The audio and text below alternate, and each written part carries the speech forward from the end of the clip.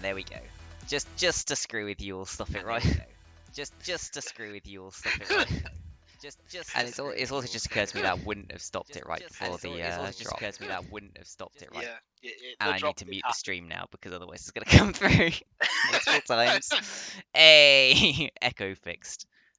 I think you know. I mean, yeah. I just need to get into spectators. Alright, so we've got a vote out there who will win the series. So far, we've got 4 votes for Prisma, 2 for a tie, nothing for Ocean. Chuck your votes in, boys. Get everything ready as needed. Sport will be a few minutes later. Draft. Let me just check how many people are we missing. Jungle is really long. Yeah, Atomika, you're now playing. Caster predictions. Well, I heard that Prisma is one of the stronger teams. I think, did they win the in-house scrum? So Prisma should, in theory, be the team, but I like the underdog story. So you know what? Yeah. I'm gonna predict that. Yeah, I'm gonna predict Ocean take this one. Let's go out on a limb. Why not? Okay. Well, I think Prisma are gonna win. Personally, I mean, they won. I'm sure it was Prisma that won the in-house, wasn't it? Yeah, like you said. Yeah. So you're taking the safe option. I'm going with the classic, the meme. I'll put my vote in there for SC Ocean. Let's go. Let's see. We'll find the out underdog soon. story.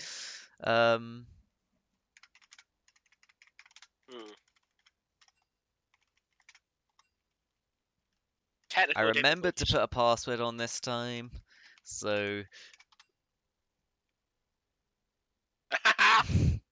If invites don't work, just search for it in the find the game. Search for it and find a game.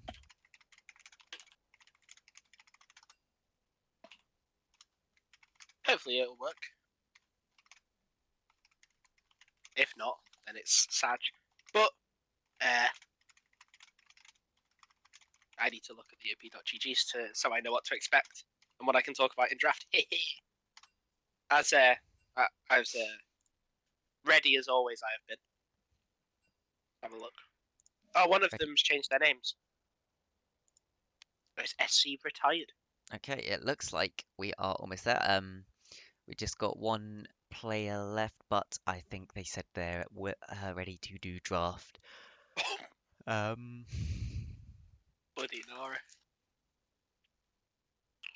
Wait, which one was it? Can I get an invite link to the draft, please? I have not posted the links yet, so give me just a second. I'll post them all. So first off, we have SCP. Probably would just be better to put like Prisma and Ocean, wouldn't it? Yeah, but also calling them SCP is funny. Ah, yes. I know exactly why. They're an SCP team, of course. Secret laboratory, isn't it? Something like that. Yeah. We've got SCO. And then I will post the Specky link. Yeah, and then I can join spectators. And I should probably open up the spec link myself so I can see when stuff is going to happen. Maybe when we're on the intermission screen as well, we should have like really light background music playing at all times. That might be an idea for the future. That's what I did. That's what I do anyway. Just turn it down. We'll put it on. And you stop them on the drop and then instantly put the music back on. No, because it keeps playing, so I have no idea where it is up to or what song it's on right now. But yes. Yeah, there we go. There should be some sort of background music playing. Let me know if that's not anymore. Ackerson is sub Prisma Jungle. Oh, okay. People have been hearing Prisma ADC is really good.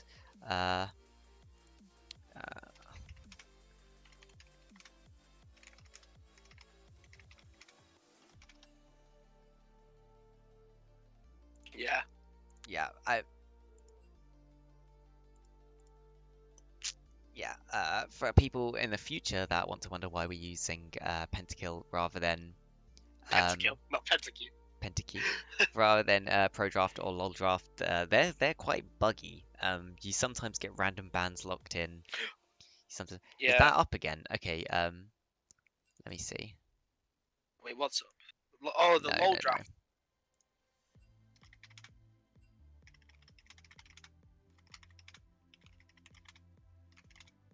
Yeah, but it doesn't work. Like, we would use low draft probably, or draft lol, but Yeah, it we doesn't were work. originally trying to use draft lol, but it just doesn't work anymore. So that's what we wanted to use. So it's a little bit Yeah, scuffed together at the end. It does look like we have both teams in here. Feel free, when both of you are ready, to start up the draft. You don't need to wait for us. We can just jump straight onto the draft. I don't know if you've looked at either of the teams. I'm looking at them now, and they both look very strong. There's a couple of picks. I'm obviously not going to say anything, as I don't want to give away what may potentially be drafted by either side.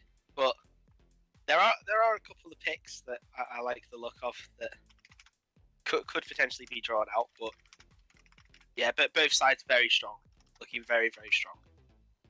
That's really all I can say at the moment. But until the draft starts. Oh, And I I thought think the draft was they're started. about to start draft, so let's go over. Yeah, they are. Perfect timing to say that. Boom. They started it as soon as you said that. There we go, let's go. So Love. SCP on the blue side, SCO on the red side for game one. So we'll have to see how that affects things. It does mean SCP, of course, have priority pick. Whereas SCO will get to do a couple of counters. So, I mean, you just had a very quick look at their teams. Did anything really stand out to you from either of the teams that you think we might want to watch out for? I've seen one of them has played Tom Kent recently. There we go. Atomika's favorite champion. Yeah. Um, good shout out to my boy Kench. Rework that was announced 2 years ago, still not done. As the Cho'Gath and Karma are both banned away. They're really ones that I did not see on either team's op.gg's. Obviously, that's just a quick look. It's not a full in-depth analysis of what they've played 6 seasons ago. So whether the Cho'Gath or the Karma are potential picks or flex picks. So we heard before SC organization really loves their Karma and they love first picking it and just flexing it, putting it with Olaf and more of these sorts of champions. So I'm not surprised Red Side is just banning out the Karma straight away. It does leave up the Seraphine. Looks like SCP don't want to first pick it, so they're banning it away. The Varus and Jinx both banned away. Varus, Castoris has been finding quite a lot of success on the Varus recently. The Jinx ban away. Jinx is just a very strong meta AD carry at the moment. Senna and Seraphine, so both being banned away, so both sides not really wanting a bit of a dud bot lane. But the Hecarim priority first pick for the side of SC Prisma. Hecarim, a disgustingly strong champion. Honestly, disgustingly strong. Their plan to nerf him is actually just to change some of his damage into scaling, which I don't know why they think that's going to be a proper nerf for him. Clearly they want to keep Hecarim around in the meta right now. But yeah, we'll have to see how that goes ahead in the future. But right now, Hecarim's still a really strong champion, so safe blind pick to take level 1. We'll have to see if it's counter with Udyr. It's not. A lot of people do like to take Udyr and these sort of chem tank junglers. Their Hecarim, but instead we see the Graves. Graves actually, I don't think Graves is that bad into Hecarim. You can put the blind down, the blind has an inbuilt slow standing on it, you basically just reduce Hecarim's damage, and they also take the Tristana. Tristana is a very good flex pick between mid and ADC, so people love taking Tristana right at the start of the draft. Yeah, absolutely. And the fresh pick, that was one that I was sort of giggling about that I couldn't reveal. I believe that Zaftos is on the side of SC Prisma, which he is, and he has been playing an absolute ton of Thresh. 9 out of his 10 last games have been Thresh, and it was still open. So SC Prisma really wanted to get that Thresh pick, but what they decide to pair it up with is yet to be seen, and it is the Kai'Sa. So opting for a very standard, strong meta ADC. And pairs very well with the Hecarim. Hecarim, of course, can CC people, allowing Kai'Sa to jump forwards. And the fear is just massive. It gives her time to get into the backline, reposition while there, and hit whoever she likes. Yeah, absolutely. And as well, Kaisa, I'm not really sure how she does into the Tristana matchup. I assume it's fairly skill based because it's Oh, just a case of using that supercharge to dodge it'll be the very dependent jump on the slow. support. We do see the Malphite locked in. Most likely going to be a top laner. Of course, depending on what kind of champions the mid laner likes to play. That could be a mid lane Malphite, could be a support Malphite. You never know. If We might be seeing something truly spicy, but I doubt it. It's most likely a top lane, and they'll ban out some top lane picks, I imagine, coming soon. Yeah, so yeah.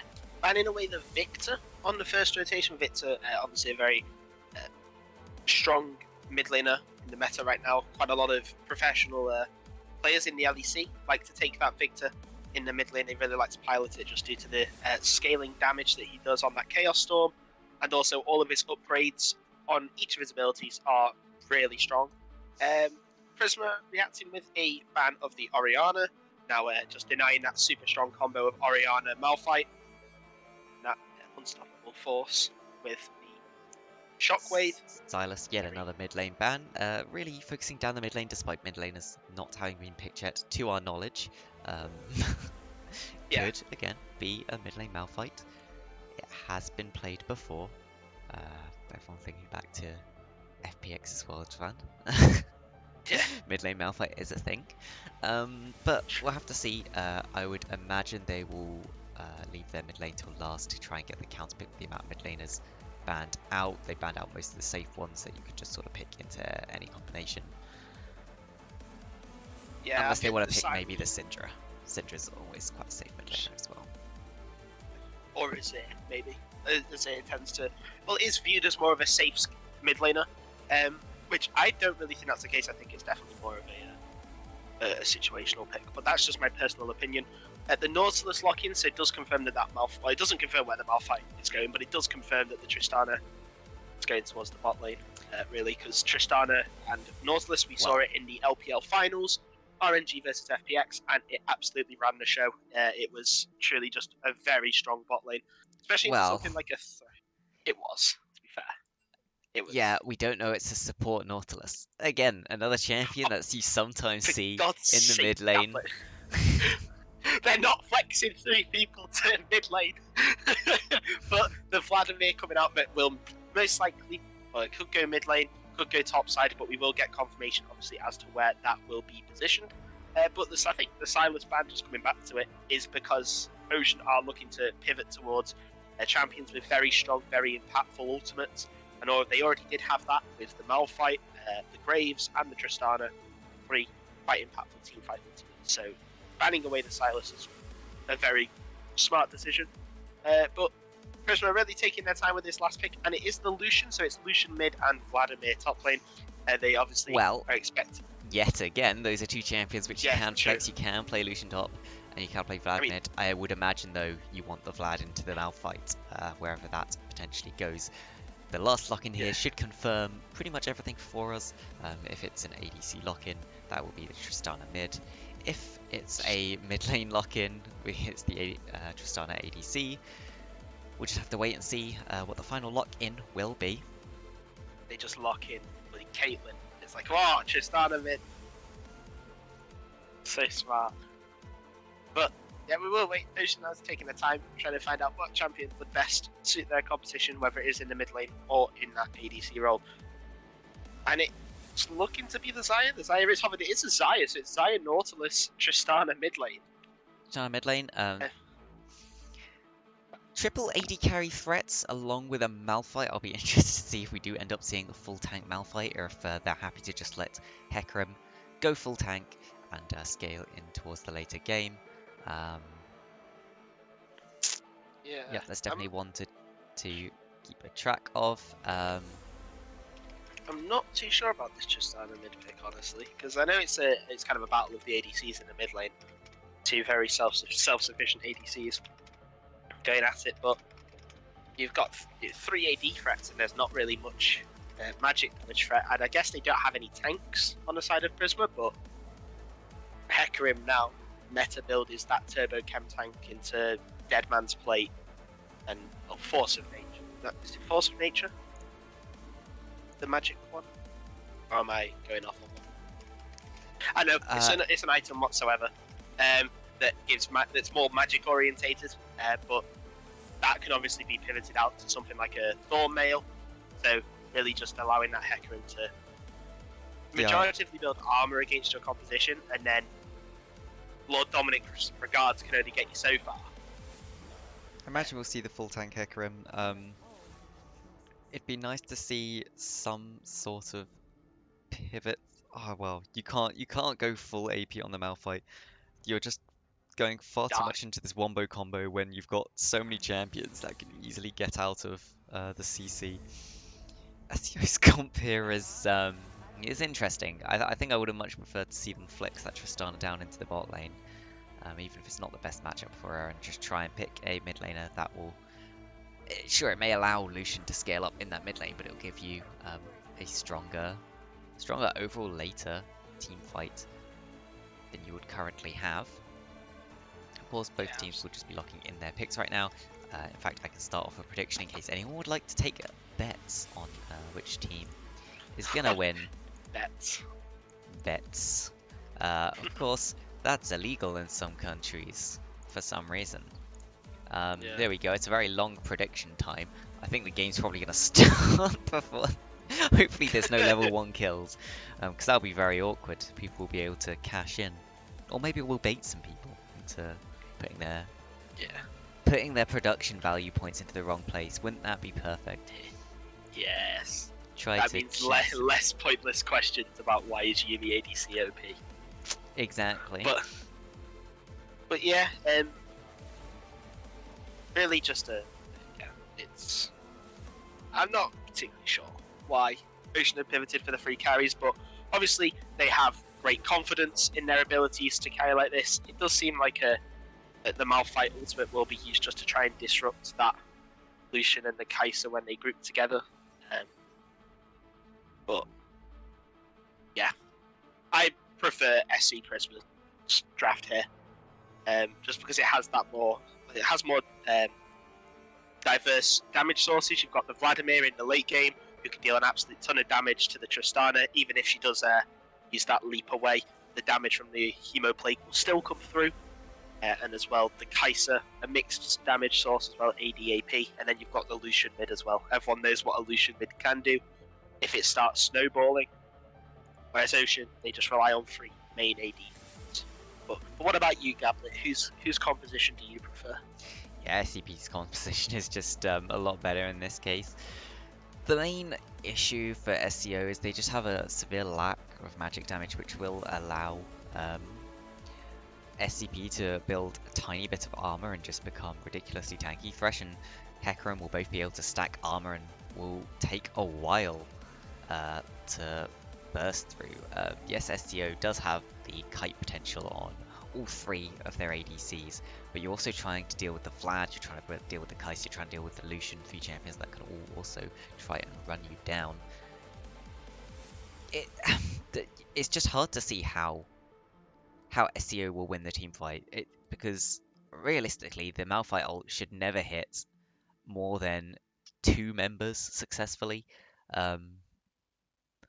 because even if they're standing together, Lucian should be able to dash, Vlad should be able to pull, Hecarim should be able to ult, and yeah, so 3 of the champions should be able to very easily get out of there. And is Malphite ulting a Kai'Sa Thresh really worth it? Hard to see. I imagine SEO will try and go for the picks. They have more of this sort of pick style comp, but again, it's just hard to see. They're going to need to ward very well, not get flanked by Vlad, not get flanked by Lucian. Yeah, I mean, one Hemoplague and it's completely changed the tide of the fight as well. Many people forget, but I think it's 10% extra bonus damage from all sources on the Hemoplague. I'm not too sure about that one, but that's where quite a lot of the value of Vladimir and that pick will come in. Also, the fact that he can just really bully out that Malphite every time the Malphite tries to step up and use that Q to try and poke, but Vladimir can just heal it straight back up. and also outpoking as Malphite is notoriously a good AD stacking champion. But the room is now in emote mode. Oh no. Yes, emote only. Let's go. Another point to make is Vlad's very good into Malphite because although you shouldn't really just pull a full cooldown, if Malphite does decide to go for that full Q max, you can pull the Q and end up saving yourself some health from that. Um, Malphite's sustain is also not that amazing. Yes, he does have the shield to get through, but any damage you manage to pop on him past that shield really, really hurts. And here we go, emote only chat. Let's get in there. Last chances to put money in. If you put anything into SCO, you will win an amazing amount right now if they do win, because no one has bet on them. I'm sad I can't bet. I'd chuck a cheeky 10 in there just to see. There we go. We've had some bets in. The game is on. If SCP win, oh There my we god. go. Oh, who just put in All like of my four? points. All of my points. Oh, It's no. gone. It's over. Well, we know who you're going to be rooting for this game. Oh, even though I've been sat here on cast and saying how Prisma's draft, it's bad. I'm not going to say it's Draft Kingdom, but SC Prisma's draft is just a lot more desirable. In terms of what you'd like to see on the face value, obviously, if we were to go into each little nitty gritty bit, it will be a lot more closer than what appears at face value. But I thought I'd cheer for the underdogs, and then I realised, wait, if I put all my points in, they're no longer underdogs. So, Yes, you actually made the betting so that they are the favourites from the bets. yeah. So there we go. I have to see how I'm not sure I'm- how long I'll leave on the emote only chat. Oh, you know what? Let's leave it on until first blood. That's Yes, that's a good there one. we go. I suppose anytime emote only chat is used. God damn it! You can't use that to type. Why is XD OP, Atomica? Well, XD is OP for a variety of reasons. XD, it gives off a laughing vibe that you found something absolutely hilarious, and also it can be used to tilt your opponents. You just put a cheeky question mark XD in all chat, they get hyper tilted and they focus your lane. Now that can obviously mean that you get a lot of priority elsewhere around the map, and really just XD, I mean, what counterplay is there? Don't get tilted. But how are you not meant to get tilted when you're 6 minutes into the game? Your first gank of the game goes off and it doesn't work, and you get the question mark XD. You're gonna want to kill him. Well, if you're below platinum, you're gonna want to kill him, and therefore I really think that you should adopt the question mark XD in all chat to help your climb. What about you, Gabblit? Why do you think XD is so overpowered? There you go. I just think it's so overpowered for exactly those reasons. The absolute tilt factor of it is just amazing. You can't beat the tilt factor of a little XD. And you know what? It can help untilt you. If you ever feel tilted, just throw a little XD into the chat. You'll feel a little bit better. It's just so versatile, and that is why XD is OP. We do see though an invade from SC Ocean coming out. They do place that ward down. Game gets paused. Once that cat died, hamster ate cat. Oh dear. The hamster ate the cats. The cat can no longer run on the treadmill to power the PC. They're gonna have to go get their backup cat to do that. Have you ever used weird reasons for why you need to pause or go AFK in a league game? My favorite one to use is my cat fell down the stairs.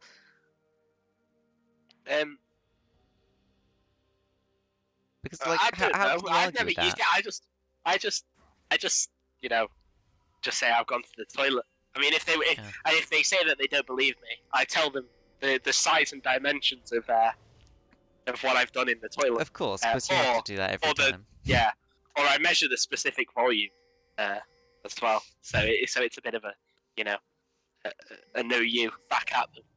So there is a ward on the red buff of SC Ocean, so Prisma here should get a good idea of where they go. There's quite a few wards in the jungle though of Prisma's bottom side, so they should have an idea of where Hecarim's pathing is, which they should know exactly which path he takes. You see Yeah, pings coming out. absolutely. Yeah, all the different wards as well. So I think that the ward placed by SC Prisma actually spotted out the invade at the Raptor Camp bush there. So I think that they know that they have that information on them. And yeah, just really smart. Yeah, the Oracle Lens immediately comes out by Hardy Boys, but that clearing of that ward does slow up the clear of Hecarim by a couple seconds. However, I don't think he's too bothered as he gets an extra 20 gold in his pocket. But both sides obviously looking to gain some control of their lanes, respective lanes, as the Xayah Nautilus seemingly do have the push in the bot lane and really potentially get that. Oh no, they don't. They're not going to get They don't. level 2 They're not. first. The There's flash the flash play. and the Poke misses. there. That Yeah, is very, some damage poked down, but Fresh without flash, definitely something that you can look to punish. It does seem that Hecarim is taking longer to clear out these camps. Small trades in the mid lane. Tristana engaging when Lucian reached level 3 could have potentially been very risky, but I feel like the bomb explosion jump reset would have meant that that trade would have went in the favour of Tristana anyway.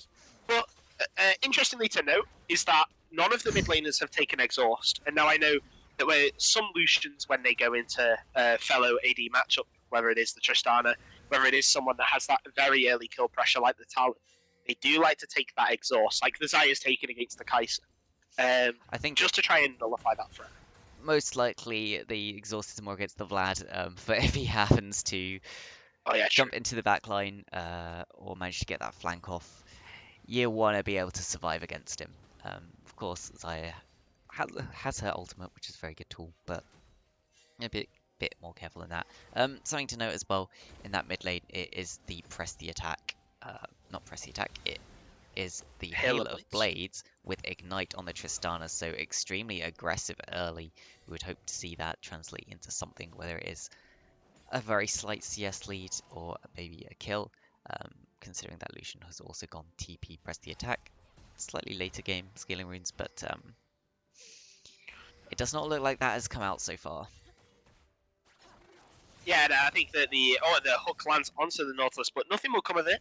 Yeah, I think the early game aggression that you said about the rune and the summoner spell choice was really highlighted by the level 2 engage with that jump by the Tristana, even when the Lucian had the XP advantage. Just the Tristana knowing that because, well, he has that Ignite and that Hail of Blades for the explosive charge reset, it is actually worthwhile to take these trades as well. He also has the Doran's Blade against the Corrupting Potions. So as soon as all the Corrupting Potions have been burnt through, yep, as the root lands onto the Thresh, but the Guardian rune page. Oh, engage in the mid lane. Yeah, the Graves and the Tristana attempting to work together, but Lucian just uses his dash and gets out of that not scot-free, obviously taking a bit of poke. As Graves looks for an invade onto the Hecarim, as the mid lane, as Fresh could actually be caught out here, the hook around the wall, using that dive to. As the Tristana jumps in using that explosive charge, the Ignite goes down in its first blood, and it's a double kill, one kill apiece for the Graves and the Tristana. Very well played by the Ocean duo, the mid-jungle duo. This very smart invade by Zach IRL, and this now should follow up with a Drake. Yes, and honestly, probably the 1-to-1 split on the kills is the best you could hope for there, with one going into Graves, one going into Tristana. Graves can help move that slight advantage into the other lanes, and the kill on the Tristana gives her the extra power into the Lucian. Of course, if you stacked all that gold on one person, you don't want to get one of those benefits. You could argue that's better, but yeah, we have to wait and see how it does all land out. What I do see is triple refill pots coming out on the side of SC Ocean. I love refill pots. I love refill pots as well as the Fresh Lantern issues. The Xayah has been caught out. She does still have a flash, but not going to be enough. Not really burning any some of the spells as an engage. Yep, and this could really be enough as the culling is used, the ultimate is used by Tristana in order to stop the culling as the flash forward, and the Q used to find the trade 1-for-1. But worth noting, Tristana lost some CS there. Not necessarily what she wants. I believe in that. I mean, I think if the culling was cancelled a bit earlier, with that ultimate, the Buster shot, that it could have gone a lot better for the Tristana. Really, as she had that jump reset already, and she was really ready to go on it. So, but obviously, I'm not the mid laner. But there was some form of reasoning behind it. Something I do want to highlight is Pengu on this Malphite has actually managed to keep up with Willem on the Vlad. So he's doing quite well as that. Oh, but there is an engage in the bot lane. Not much going to come out of it. Yeah. Nothing really. But yeah, he's doing well to keep up on the melee tank. That's supposed to do well into AD threats. So keeping up in terms of CS is pretty good. There is, of course, this fairly large wave here that William will be able to mostly get. Yeah, William does have a big wave to pick up as Nautilus looks for a roam into the mid lane. I'm just assuming it's supposed to be William rather than Willjam. I'm going to say Willjam because I think that sounds cool. Okay, yeah, Willjam it is for me. But we can maybe get and ask him at some point which one it was and which one he actually prefers. Interview afterwards. See your name. Nothing about the game, just your name. We're very intrigued. As the control wards are currently being cleared out, just attempting to tonight. As much information as possible. As Sad Pengu has been caught basing, so just disrupting the base timing a little bit. The Herald is up, so you probably would like to see a shift of focus. If you are a fan of SC Prisma towards the top side, you don't really want to give over the early Drake and the early Herald, especially due to the first Herald. Everyone knows is more useful than the second Herald. And your Vlad is sitting on a, well, slight, very slight, it is a slight item advantage. And he's able to get the push a lot easier, but there's an engage in bot lane here. Could be potentially here as the W is used by the Nautilus. The root is on and the ultimate is used. That was a fantastic ultimate used by the Hecarim, but there's nothing coming out. The ultimate used the Feather Storm by Xayah. The Fresh goes down as well to the collateral damage, and Kai'Sa just about escapes with her life. As Sad Pengu looks to take a trade on Willjam, and Tristana is engaging. There's engages all around the block as the explosive charge gets off, and just the culling misses. Beautiful jump past the culling. Jengi really showing SC retired why he should go to the retirement home rather than play. Oh no! Really just styling on him with those jumps. I'm so sorry, retired. You're better than me. But please don't hurt me. Bit of poke that going down by Willjam in the top side. Malphite's under the turret trying to farm. But really well played by Jengi there on the Tristana, just utilising that jump reset in order to get behind the culling as soon as it was used to kill. Yeah, obviously this does make it quite awkward for the Lucian going forward. He has managed to finish that Essence Reaver, which does give him a little bit of a spike, might help him live into this Tristana. But Essence Reaver, quite nerfed at this point. It will help him with mana issues. He will be able to spam those spells, but maybe not the most useful thing that he could do. Yeah, what would you have preferred to have seen done as the Unstoppable Force issues on Willjam? As Willjam, I think it's got to get on the Titan's Wrath, auto attack, empowered auto attack. As the Halo Blade heal comes in, that was a lot of healing, and Sad Pengu falls as SC Ocean now pick up the Herald that is invested. Willjam obviously recognizing he's too low for that, and he can just push in the wave and try and deny Sad Pengu. There is an Earth Drake spawning in 5, so they are just giving this up in return for that Herald, so we'll have to see what they manage to get out of it. Interesting enough, they did give her that kill in the top lane as well. So you'd hope that they can at least break a tower somewhere with this Herald. Ping's going down towards that bot lane. It is 3 plates, which does mean it's very close to breaking. In fact, yeah, I think the Herald might just be able to break that by itself. No, you probably need a few autos extra, but... Yeah, but they'll find a way. Close. Yeah, I think they forgot there or didn't notice that the Vlad ultimate had been used, so that Hemoplague heal coming in when he came out of the pool was unexpected. They thought Pengu would just be able to auto him down. If Endless had been there, maybe. Maybe, yeah. It is notable as well that Nightbringer Vladimir's ultimate is quite hard to see. Is when the it has band been skin used. in? I'm not sure because they haven't released it. As there's an engage going Oh. on onto the thresh, he has been caught out. Zapdos, unfortunately, caught wondering why he shouldn't have been forcing out the flash on illusion that dredge line there. Yeah, it just doesn't want to give over that pressure in the mid lane right now. Better to just flash that rather than potentially have to give up your entire tower because that Graves does have the Herald, of course. There is only 4 plates. The hex flash has been used. Kaiser The here, Kaiser, no, it's calling. big braining to back in the bush where she can't as be spotted out. Jump is used as a culling go down, and that is a lot of damage from Buster Shot Explosive Charge. 4, 1, and 2 now on this Tristana. You really don't want to be in this mid lane against it. The You know explosive what, charge go down. Atomika? You're welcome for those 3 points. Oh, thank you. Yeah, you know, I just knew that. Even though I said Christmas draft was more desirable, I just knew that Ocean would pull through. Obviously, what I was trying to be was the hero that nobody said that we needed to try and make the rates better for when Prisma won. But you know, I guess my points are fine. They're 4 Your points are 1 fine. on. You're probably gonna almost double them. Oh, a nice Yeah. interrupt there. Very nice Oh. hook there on Terra, forcing out the flash to get the collateral damage being used defensively there. Pretty sure it's called collateral damage. Zakirel does just manage to get out, which is important. It is a 400 gold bounty. That would have been 700 gold going over.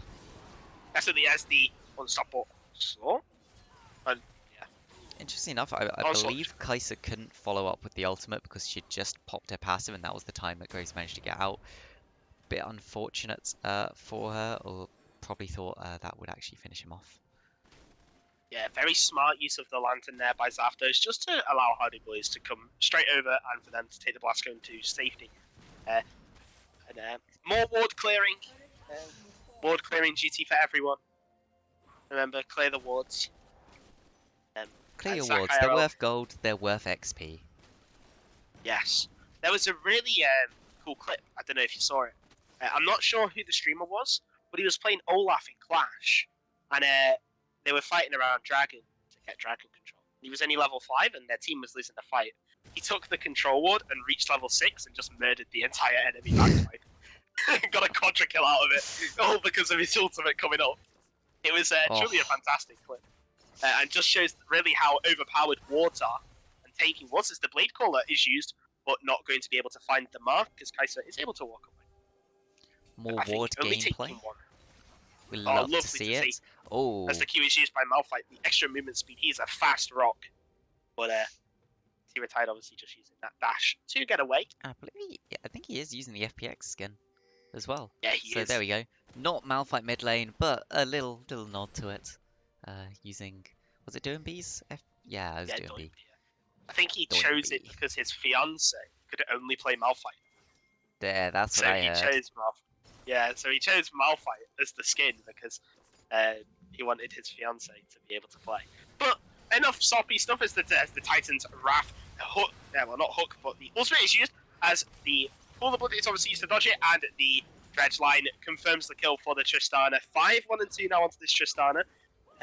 But what sort of positive to see from the side of SC Prisma is that you are dealing a lot of damage to Jengi before individually you go down. Like the Lucian dealt quite a lot of damage, Jengi did get quite low.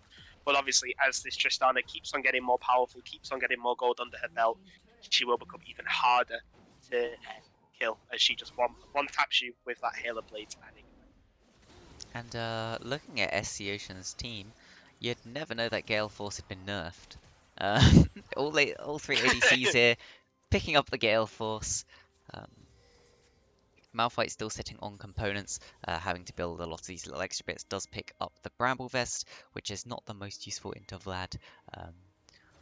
A little bit of an interesting skill check there for if Vlad thinks to auto attack or not.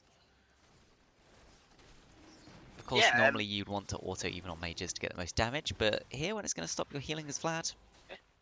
And the super charge is used, but the Q, that's a great unstoppable buzz. Just stopping Lard Silence in his tracks in there. They won't get the kill, but they will force out the Killer Instinct, which is obviously a long cooldown at level 1. And there's quite a lot of shielding that's gone down, especially if there's going to be a team fight soon. However, I believe it was only recently that the Ocean Drake was picked up for the side of SC Ocean, ironically. And pings are going down towards this second Herald. And we haven't really mentioned that it is the Ocean Soul. Overall, Soul very good, I would say, on very good on tanks generally because tanks will be able to heal up a bit more. It does make Grievous Wounds pretty much a must-buy against whichever team does manage to pick up that Soul. Yep. Of course, you would think that it doesn't really make too much difference to the side of SC Ocean because even if they lost the Soul here, they should all have the Grievous Wounds anyway when you're going into something like Vlad.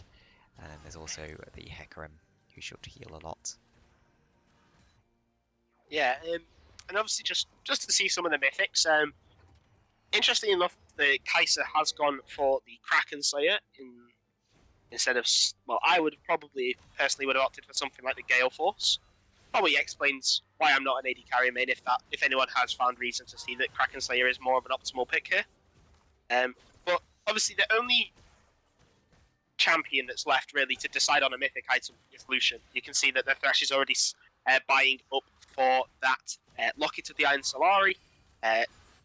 Nautilus is seemingly buying up for the Turbo Chem Tank, and Malphite is sizing himself up to get that Sunfire Aegis. So, Gabblit, the question I pose to you, what mythic would you like to see Lucian go for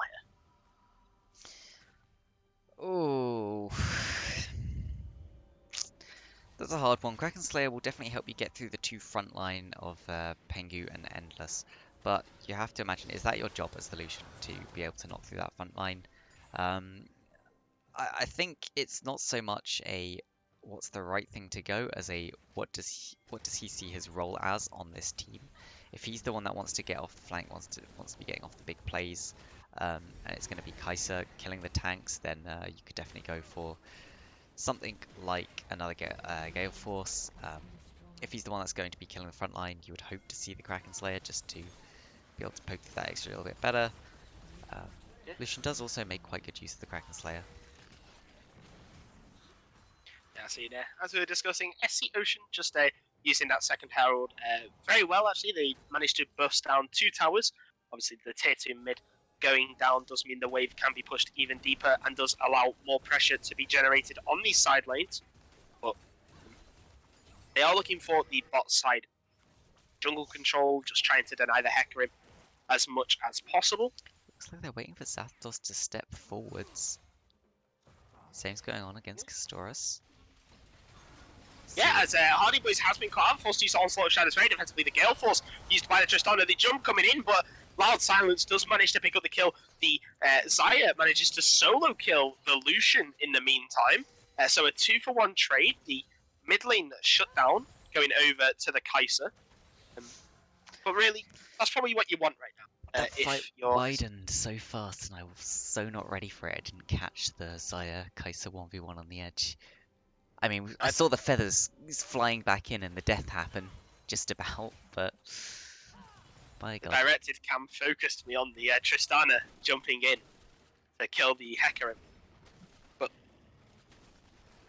you can see the Hecarim going for a Warden's Mail. So whether he's going for a frozen heart, immediately, just to get that attack speed reduction. And I think it was buffed in one of the recent patches. I'm not too sure, but I think it was. I think it's extra armor. I think it's like 10 extra armor, or they reduced the cost for the item.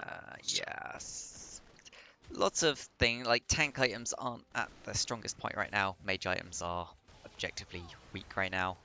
In fact, they have been pretty much since the item rework. The fact Everfrost got played on everyone wasn't so much Everfrost being broken as all the items are kind of crap. But True. We'll have to wait and see. Yep.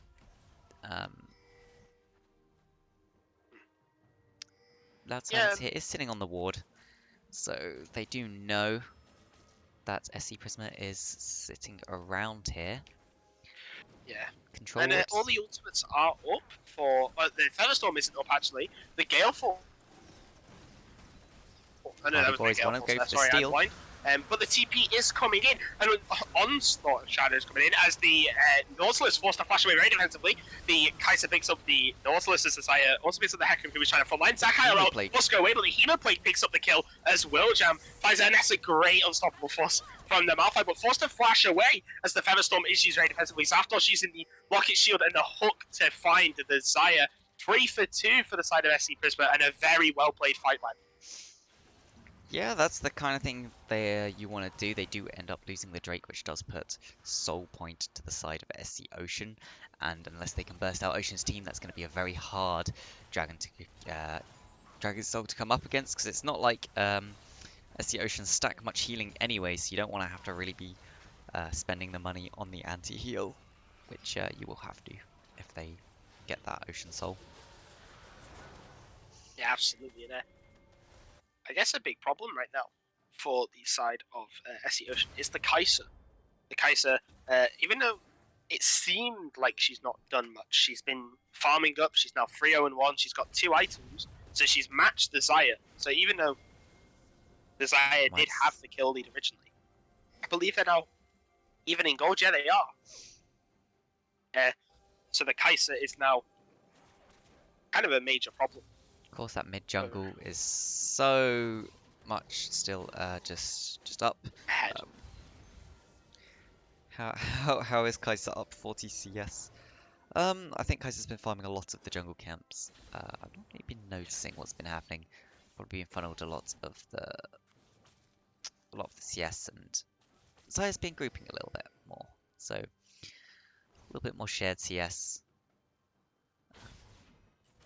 And you can also see the difference. Graves obviously has been farming more of the jungle than Hecarim has. Yeah, absolutely. Interestingly enough, the Hecarim has opted for a Ruby Crystal. So I'm not particularly sure what he's building into for now. May even be a Randuin's Omen. Yeah, it's a Randuin's. Because Randuin's is just amazing here. If you do manage to get into melee range of all 3 ADCs, you reduce, I believe it's their critical damage by 10% and their AD, I think, by a certain amount as well. The item's just so good into ADCs that picking it up here is just absolutely amazing. Really smart pickup. I wouldn't be surprised to see one on Thresh as well.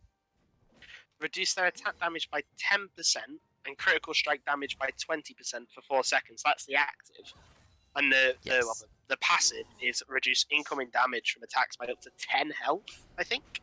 Capped at 40% of the attack's damage. So a very, very strong item. Yep. Depending on how SC Prisma want to play this, we might actually see the Thresh pivoting into the Frozen Heart, just so they can slow the attack speed as well. Oh, and the Onslaught of Shadows managing to pick up the Graves as Graves forced to flash over. The Hemoplague has been used.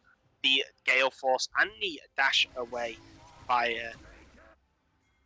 Zach IRL. As a small trade is used there. The Culling and Buster Shot both used by respective players, Retired and Jengi. Excuse me. Retired and Jengi. Yeah. Yep. Just vision, really, now. Both teams attempting to establish vision. Obviously, the Baron is up. The Ocean Soul is potentially on the way in a minute. A beautiful interrupt by Endless. Has been forced to use that Killer Instinct, and this could potentially be a Baron call for SC Ocean. They'll obviously have to make a decision whether they turn or not. Up.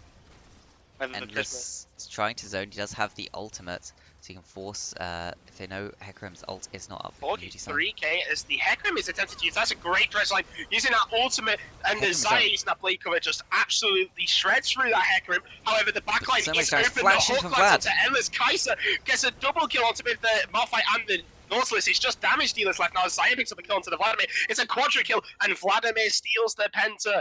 But SC Prisma playing a fantastic team fight, just splitting up SC Ocean and tearing them apart. But that Vlad damage, he flashes into the backline to get the Hemoplague E, and just so much damage onto every single person there. And yeah, of course Kaiser is there, plays it really well to get the kills, but let's not forget how well William played that fight to get get off so much Yeah. damage. Yeah, absolutely. The Hemo played 10% X bonus damage from all sources as well.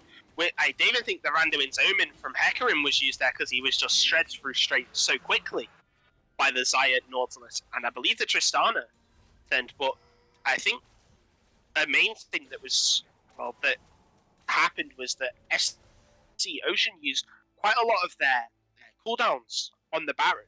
So the explosive charge by Tristana, that's got around a 12-13 second cooldown. That was used quite late on into the Baron. So there was no actual Tristana damage there. If she had Kraken Slayer, then maybe we'd be saying something different. But because she does have that Gale Force in the attempt to dodge the Fresh Hooks or dodge the Onslaught of Shadows by Hecarim, damage was mainly just trying to come from auto attacks, and Tristana prefers to use that explosive charge, obviously, to get that burst of damage. But she does have 3 items now. Tristana, well, a very good scaling champion. Everyone forgets about her. I think it's her passive that gives her bonus attack range. Yes, becomes one of the longest range champions in the game. I think the longest one that doesn't use stacks to get more attack range.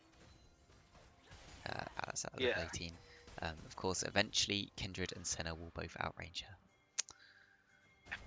Something I will say, I think that Baron play, it was SC Ocean thought that they could win that, and but I think without that, the Vlad Flash ultimate there, they probably would have won that fight.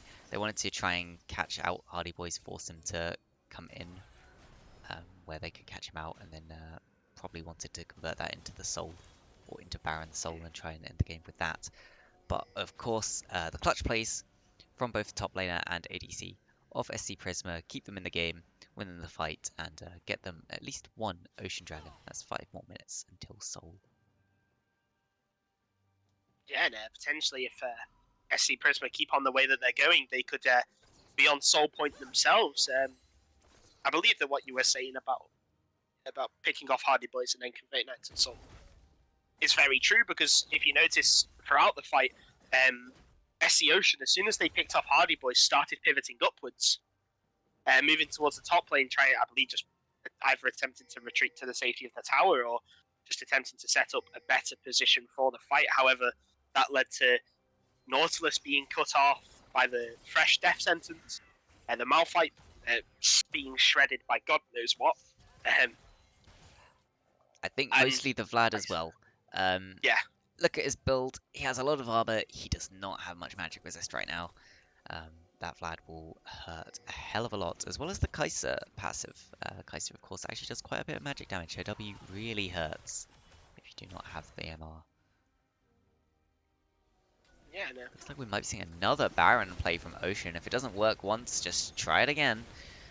You may as well go for it again. Maybe this time they learn a lesson as the hook goes wide. Well, just cut them short. The team's playing also shadows. They do get it, but that's free fleeing into the backline. Sakai was just tanking up that Cullen like no tomorrow. Hardy Boys is forced to use that as charge. Sakai, well, great use of the. Well, I mean, it's over anyway. But SC Prisma just taking control in these team fights. I think SC Ocean just not respecting the Hemo Plague and grouping up together and allowing 4 or 5 members to be hit by the same Hemo Plague. Yeah, I would have expected them to just try and get out over the back as soon as taking that Baron. They don't, which they end up getting punished for. It does end up being that 4 for 2. And 1 Baron left on Tristana, but there is a Baron. You can use... So much happened in that fight, I could barely keep up. You can use, I'll say the Blade Caller from the Xayah was really good to root up a lot of people, but when you have so little room to position as Xayah, you can't really kite backwards.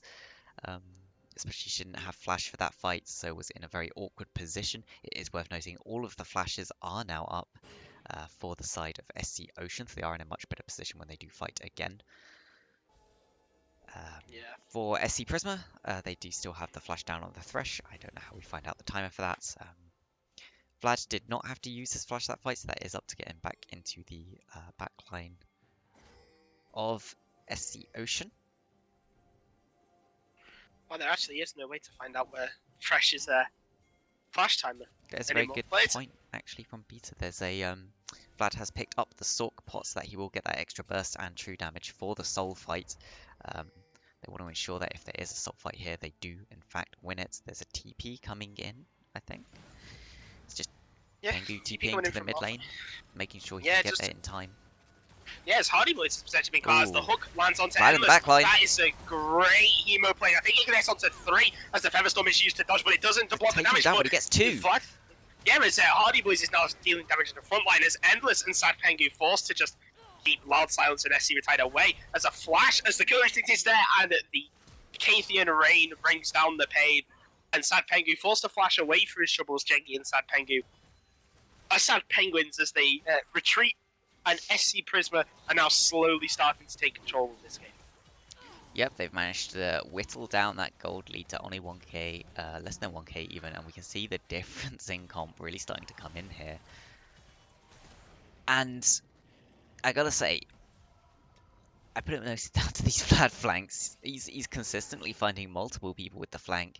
It almost feels like if you're on the side of Ocean, you could just position your ADCs away from each other, make it so that Vlad can only kill one of them, and you could probably then win the fight. It's the fact that Vlad's consistently getting 2 people before dying that really makes it a struggle for Ocean to win the rest of the fight afterwards. Yeah, absolutely, and I feel like Graves really is the one that's getting caught out quite a lot here. Really just... I'm not sure if... I mean, Graves is deceptively tanky because of the grit and the extra armor that he does get. I think that doesn't help into Vlad. I mean, it doesn't help into Vlad, exactly.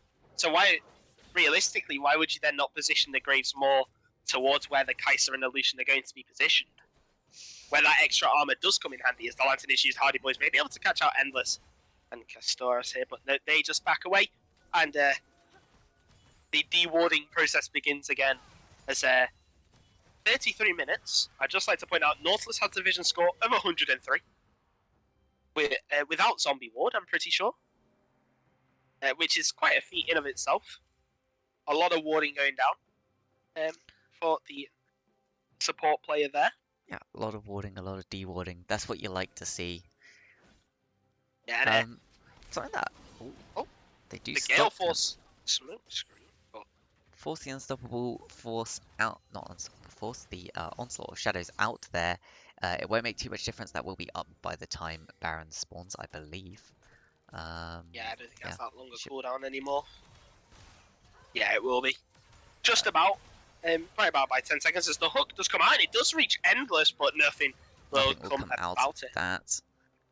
It's amazing. Interestingly enough, such a vision score, because vision score actually that Vlad has consistently managed to find these great flanks. You'd think they would see him coming. Oh, dash away.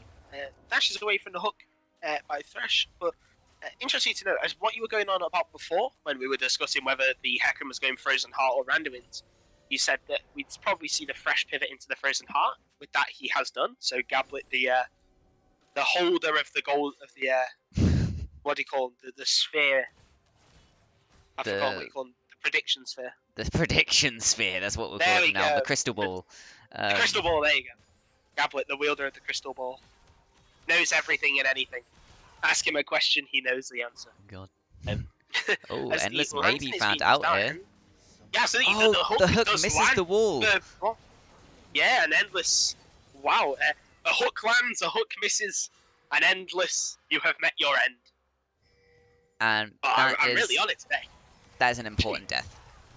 Won't be spawned in time for that Baron. If Prisma would like to force the Baron, they could do so. They have been winning these fights 5v5. Admittedly, when they have been the ones aggressing, we haven't managed to see this fight from the other angle. But you would imagine if they win the 5v5, surely they win the 4v5 or 5v4. Yeah, no, you can see that SC Ocean really are respecting that, and they are not contesting this Baron. They are just attempting to push in the waves. Zaya is potentially found caught up as the auto does land. The smoke screen, as the Kai'Sa used the killer instinct, the Featherstorm comes out. Sakai caught himself on the front line. using There is that a TP class for coming damage. in. There's the TP coming in from the Malphite. Malphite is in the front line as the shutdown goes on to the Tristana. Sakura might just get away. The Onslaught of Shadows gets a massive 3-man flare. Wilsham goes Finger into the plates pool. The on. Resurrecting is used.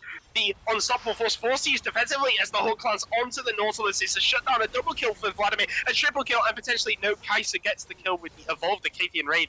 And you would expect that this is the turning point. Well, I mean, not like there was a turning point before, but 40 seconds until Ocean Soul for SC Prisma, and Prisma And just they showing. do have 4 people left up. They might just run this down and end the game. It I looks think like that they can. The death timers they're are going to do way that. too long, and SC Ocean, despite playing the early game so well, despite having so many positives in the early game, I'm not sure how big the gold lead was because we never really commented on it. But SC Prisma managing to turn that gold lead around and really win the game through excellent team play. Indeed, indeed. And we will go back into oops, our client brain, just so people can see all of the stats. Loud silence there, actually not dying a single time on the Kaiser. 10, 0, and 9, really doing well. On the other side, of course, people, they Ocean also did quite well, but their comp was just not the best, to be honest. They didn't manage to close out the game early. A couple of flips around the Baron and the Drake means that Prisma is able to get that into their own hands and take this game 1.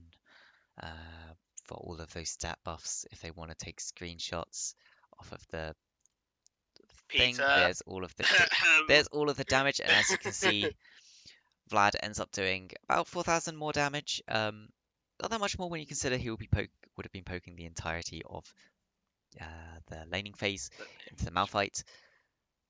But there you go. That is stats for the first game. I was going to do something and I completely forgot what it was. So there we go. We'll just make the new lobby. Let's go. Yeah. Well, yeah. Really, I think, and Matt, I mean, just a final comment on that game. Really. When SC Prisma, they won the first team fight around the Baron around 24 minutes in. I think it was 24, maybe, yeah, 24 minutes in. That was the first fight around there. When SC Prisma won that fight, I think that really gave them the confidence to push forward and to start contesting these objectives a lot more. Yes, they were down, but they farmed up, and then when they won that fight, they knew that they could win. And they knew that they had not the superior. Well, yeah, they did have the superior team composition, but yeah, just the seemingly the mistakes in positioning by SC Ocean, where 2 carries were grouped together, and it just allowed Vladimir to get Hemoplague. Really, just allowed Prisma to side of that one. But as we go ahead into the second game, I'm not sure, did we do MVPs on a game-by-game basis, or literally just a set-by-set? We can do game by game if you would like to do game by game. I think we all know who the MVP of game 1 is. Well, I mean, there could be some contention here. well, for me, it was William or William. However you want to say it. I do agree with that. I think yeah, very well played on the Kaiser played extremely well as well.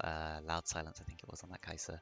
yeah, But I feel like if you take William out of that and his Vlad out there, you don't get those amazing flanks, you don't get those amazing jumps in, and the game just goes completely. Damn, can I get a refund of my production value points? I don't think I can actually. Nah, that's the point of predicting. It's betting. There we go. There, everyone can see who got the points. Sad. I made it a 1 to 2.26. Oh, lovely. So everyone that put 1 in got 2.26 production value points out. No problem, guys. I'm the hero that you didn't know you needed. But in all seriousness, well played to SC Prisma for game 1. But yeah, MVP goes to Will Jam.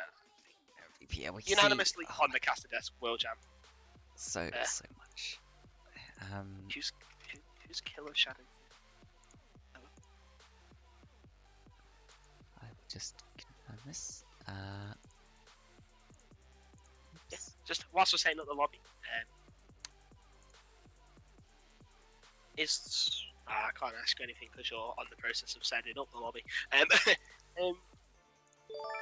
not particularly sure what I could comment on that SC Ocean could do differently,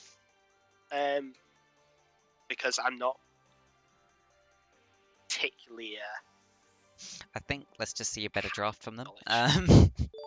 If they can have a slightly Straight up. more solid draft, if they want to go for that team fight style, then I think they'll do a lot better with that.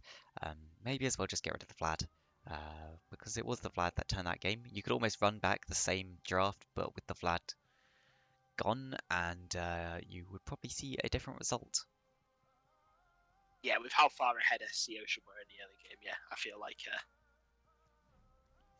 if there was, a weak side top laner, if they just matched the Malphite weak side, like with a Scion or an Ornn, Or even a stronger top laner that like Wukong, really. that doesn't provide so much. Or for Prisma, if they came back with a stronger top lane that didn't provide so much value as Vlad, I think you still see the game going the same way. It really was that jumping in and managing to get the triple and a couple of 4-man ultimates. Really, yeah. They really did. It. Yeah. They also grouped for him as well. Obviously, not taking away any credit to Willjam on that. Vladimir still takes the knowledge and the really the confidence in the champion to either flash and Hemo Plague or just a Hemo Plague at all. So really, really well played from him. But it does would just take like a lot to say, to press R. Yes. hey, come on now! Don't simplify it. They have to position right. There's a lot of minute things. There's the positioning. There's getting the flanks off. Choosing the right time to do it. Probably used Proto Belt as well a lot. Yes. But anyway, if whoever said pick Vladimir into that composition, because I have high doubt that Peter actually said that Vladimir was a good pick here. Whoever we saw it picked up, I think, third? Fourth pick. Was it fourth? Fourth pick. Fourth pick. Because they then picked the Lucian fifth. Yes, and it was that they didn't know that the Xayah was there yet. The Tristana, they didn't know Tristana was mid yet. They assumed it was the bot lane. After I misled them, smiling it. No. Whoever on SC Prisma suggested Vladimir, speak up. Because you deserve Draft Kingdom points. I think we've almost got both of the. Is that both of the teams fully in now? I think so. Have we got confirmation on who Killer Shadow 32 is? He's Diamond 3 with 270 wins, so I assume it's someone that they know. But yeah. There's also a gold 1 here. Did you put a password on the lobby? Yes. Okay, so that means they've been invited by somebody, but I'm not sure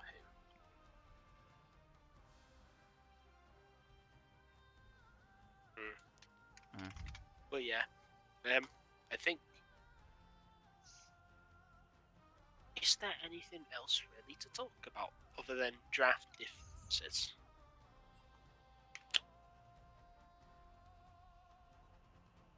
My mouse gone. Is this the players? I'm just there's a few differences, so I'm like, Yeah. This has worked out. Also, people could have quite easily guessed the password, to be honest. It's not exactly. I didn't exactly set a highbrow password on the lobby. High profile. How secure is my password.net generated password.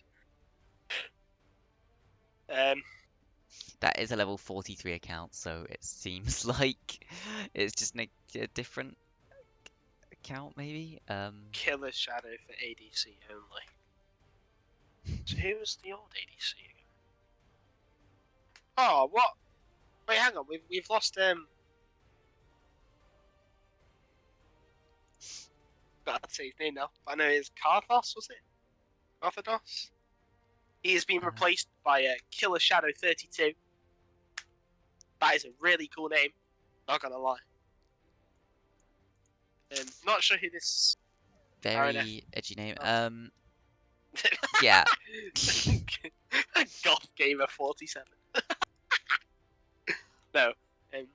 Yeah, we're just basically confirming who and who isn't. Who is part of the team. supposed to be here and who isn't supposed to Yeah. be here, because But currently we do have enough players to fill the lobby, but I don't think we have the right players exactly. I'm not sure unless one of these players is not playing. Maybe Karen FHT is not playing and is just here for something. I'm just asking who it is. Move from spectating. Okay, the spectating, whatever. That's fine. I'm coach. Oh. Yeah, whatever. That's fine. Whatever. I'm. Yeah. So we'll put the draft links in. Let's get this up and running. Of course, this time we have SCO on the blue side. We have SCP going on the red side. Yeah. And we just wait for And we spectator have link. the spec link as well. When both teams are ready, do feel free to just start. Yeah, just start the draft when you are ready. But obviously, we did say that we want to see a better draft come out of SC Ocean. What would you like to see them do different and other than ban Vladimir? I think you ban Vladimir, and you just give a slightly. You just try and draft maybe not triple ADC comp, because that does make building against you incredibly easy. And sure, they did still manage to burst through the Hecarim, but it did let the Hecarim build items which were incredibly useful and just have so much value. So it doesn't make too much sense to get rid of that. Looks like SC Ocean are maybe the SC team that do not play the Karma. They're happy to just trade the Karma for Seraphine ban. Yeah, absolutely. As you said, during Game 1 with the Karma initial ban, that SC as an organisation really like to flex that Karma pick. Really like to really use that Karma in different positions, whether it's top lane, in mid lane as well. They just love pairing it, and it enables champions like Olaf, who we haven't seen for a while as a champion, but there we go. Tristana actually being banned out from SC Ocean, that tells me they don't want to first pick the Tristana themselves, even though they had a good matchup with it last game. They don't want to blind it first. They obviously have something else in mind, maybe a very strong jungler, maybe they want to pick up the Hecarim themselves. And they're saying, you know what, if we pick this up, we don't want you to get your hands on the Tristana.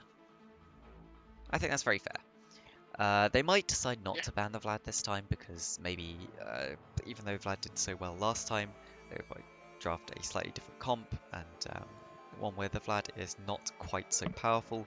Swain being banned out is quite an interesting ban. That's obviously a respect ban towards, I would assume, the support. I haven't seen Swain played too much elsewhere. SCP getting their hands on the Hecarim last time, don't want it to go over into the hands of Ocean this time, so they ban that out. That does leave up some of the higher priority junglers. Udyr is still up there if you would like it, but do you really want to just go for a jungler trade right now, unless you really put such high priority on this Udyr? Yeah, absolutely. And I assume again Peter is in control of drafts for SC Prisma, so we'd just like to shout out my hatred of Swain. He has clearly taken that on board and has banned Swain. So thank God I don't have to cast it. But I personally think Swain's a crap champion, and you should be able to easily counter it if anyone ever picks it, but... No. Swain disgusting. I know some people really struggle to play into it, so It's mental block. But the Thresh picked not instantly, but first pick for SC Ocean. Just a really strong champion, always has been, realistically always will be. Just he provides so much pick, utility. You name it, he's probably got it. Damage, well, his E, extra damage as well. But I assume you're gonna pick on the Morgana. yeah, instant Morgana pickup in retaliation. Morgana, very good champion into Thresh. Thresh, the main thing that he brings is that hook and the hook, the flay, and the box slow. Of course, if you're on Morgana shield, that doesn't really do anything.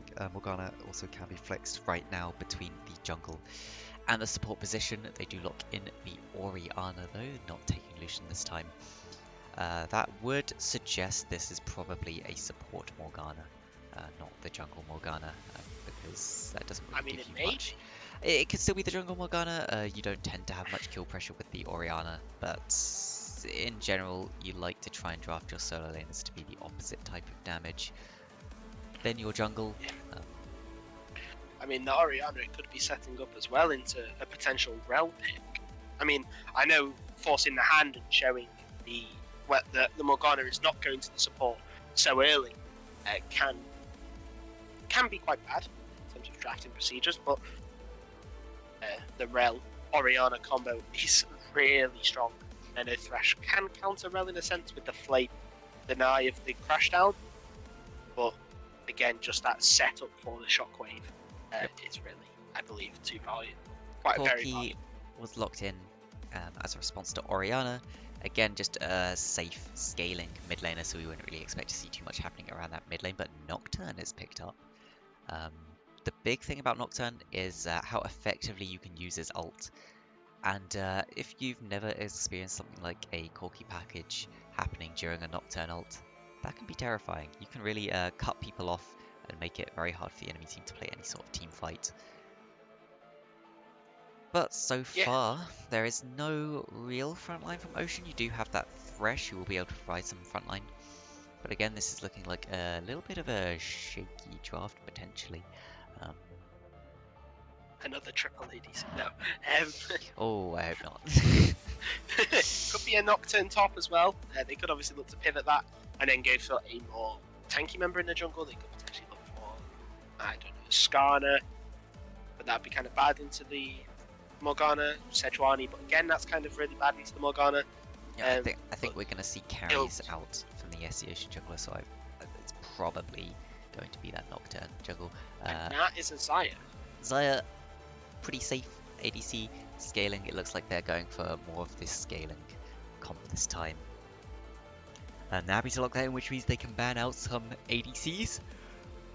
Yeah, absolutely. You'd probably be looking to see ADCs that have quite a bit of mobility alongside the Thresh. Maybe even like a Felios ban here.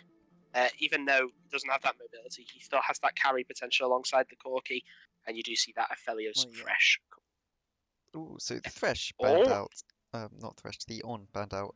Yeah, the ADCs you tend to pick with Thresh are the ones that are really immobile, because Thresh gives them that extra mobility. I realised that as soon as I said mobility.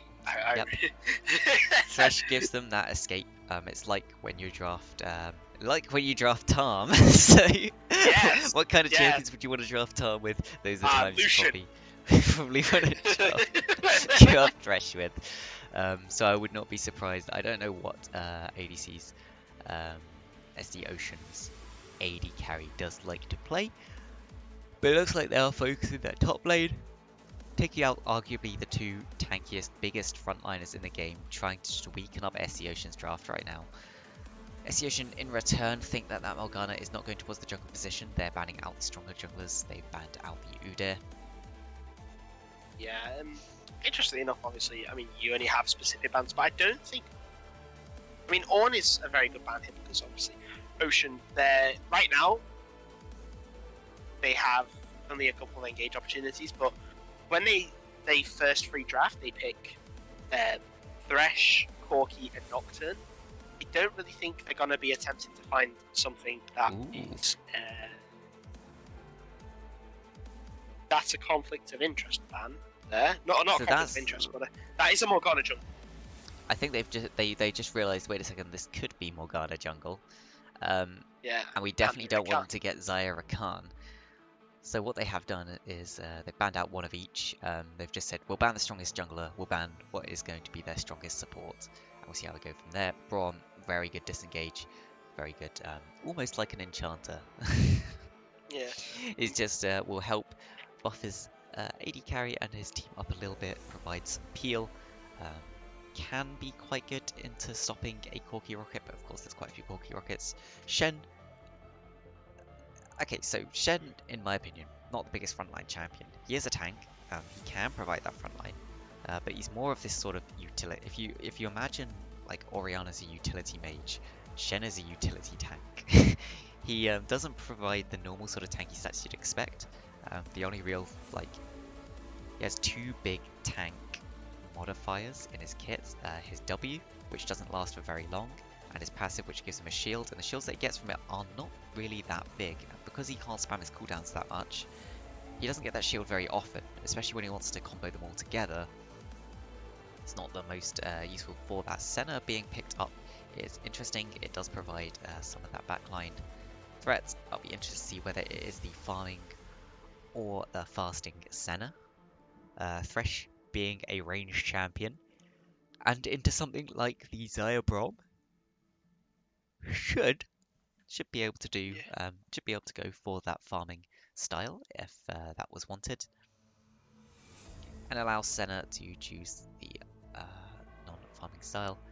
Gangplank is a very good pickup into champions like Senna, the ones that aren't very mobile. Of course, there is the Thresh Lantern, so as long as Thresh is not standing next to Senna, he can throw that lantern. It's going to be very hard for Gangplank to catch them out.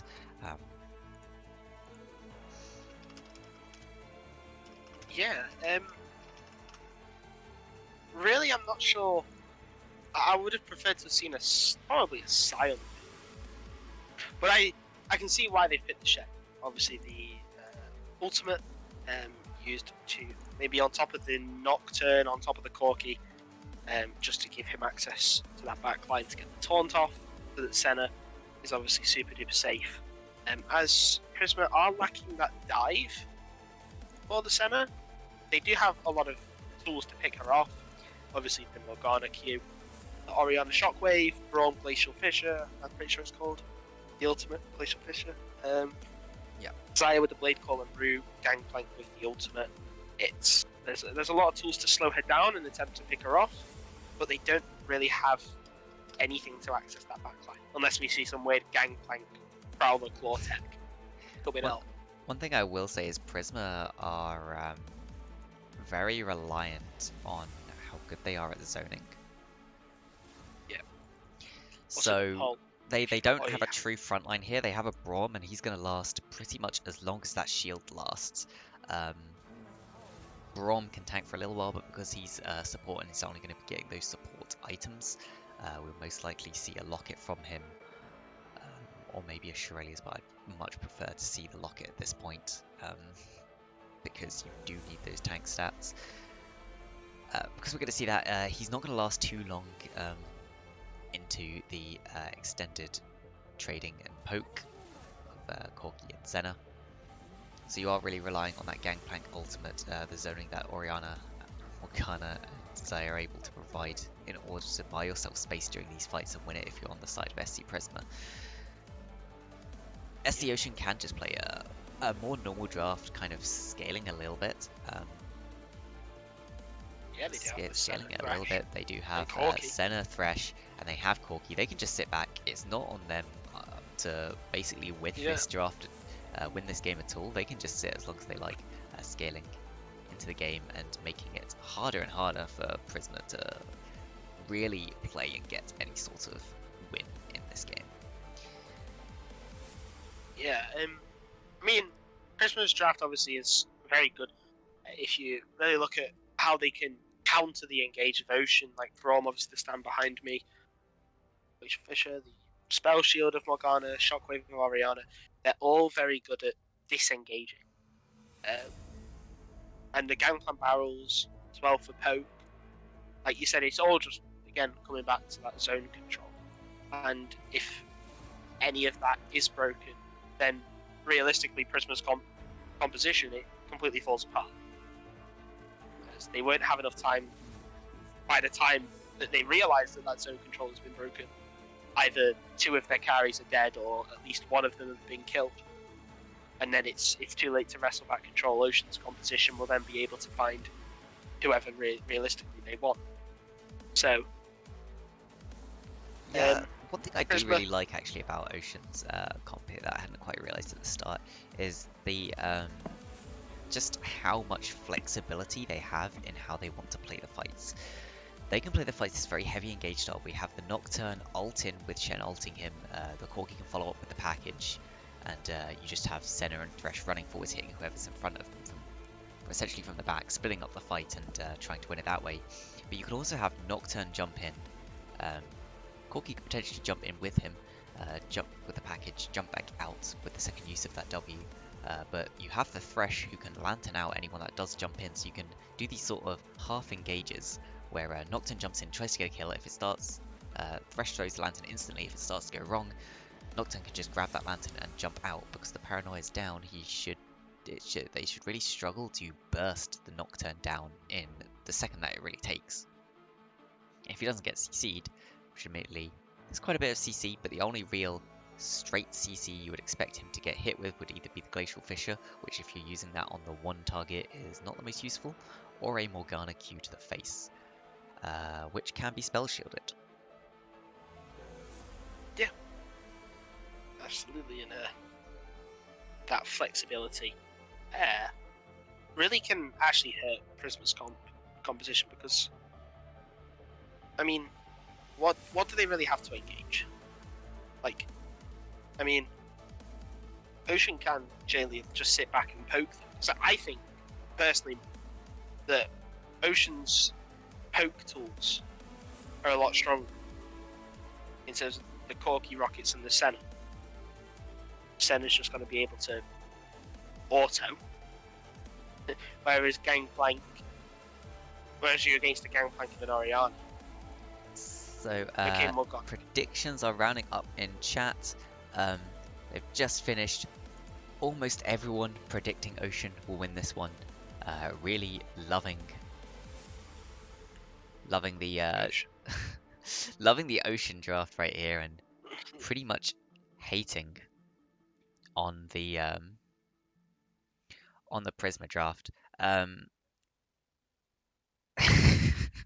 Can you really Peter, blame who them? we think might have been helping draft the Prisma right here, has put his points on Ocean.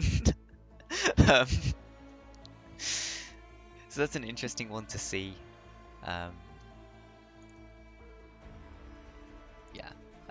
Interesting to see he's put his points down for Ocean right there. He does. It was pointed out.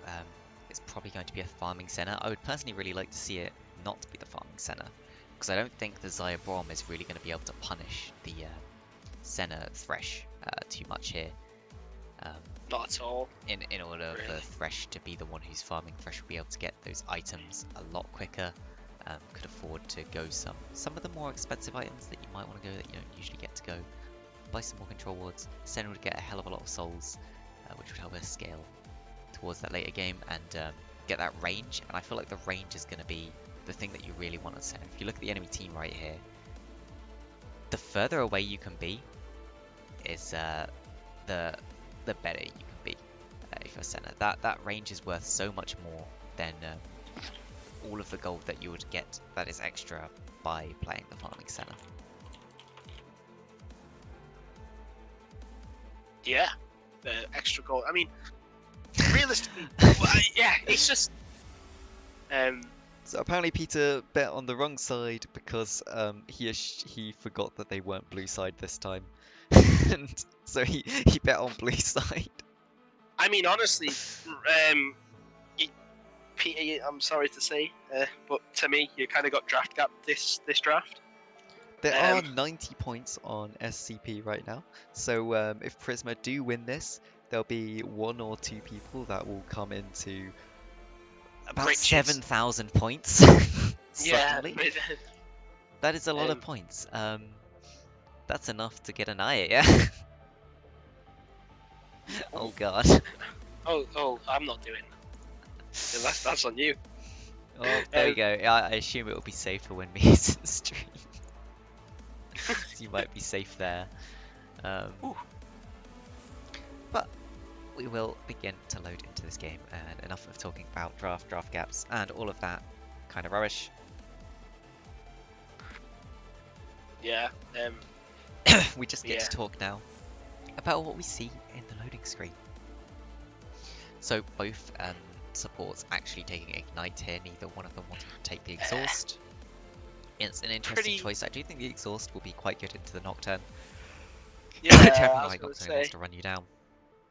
Both top laners taking Grasp with the Undying. Gangplank just wanting to get a little bit of extra health, that sustain in the lane.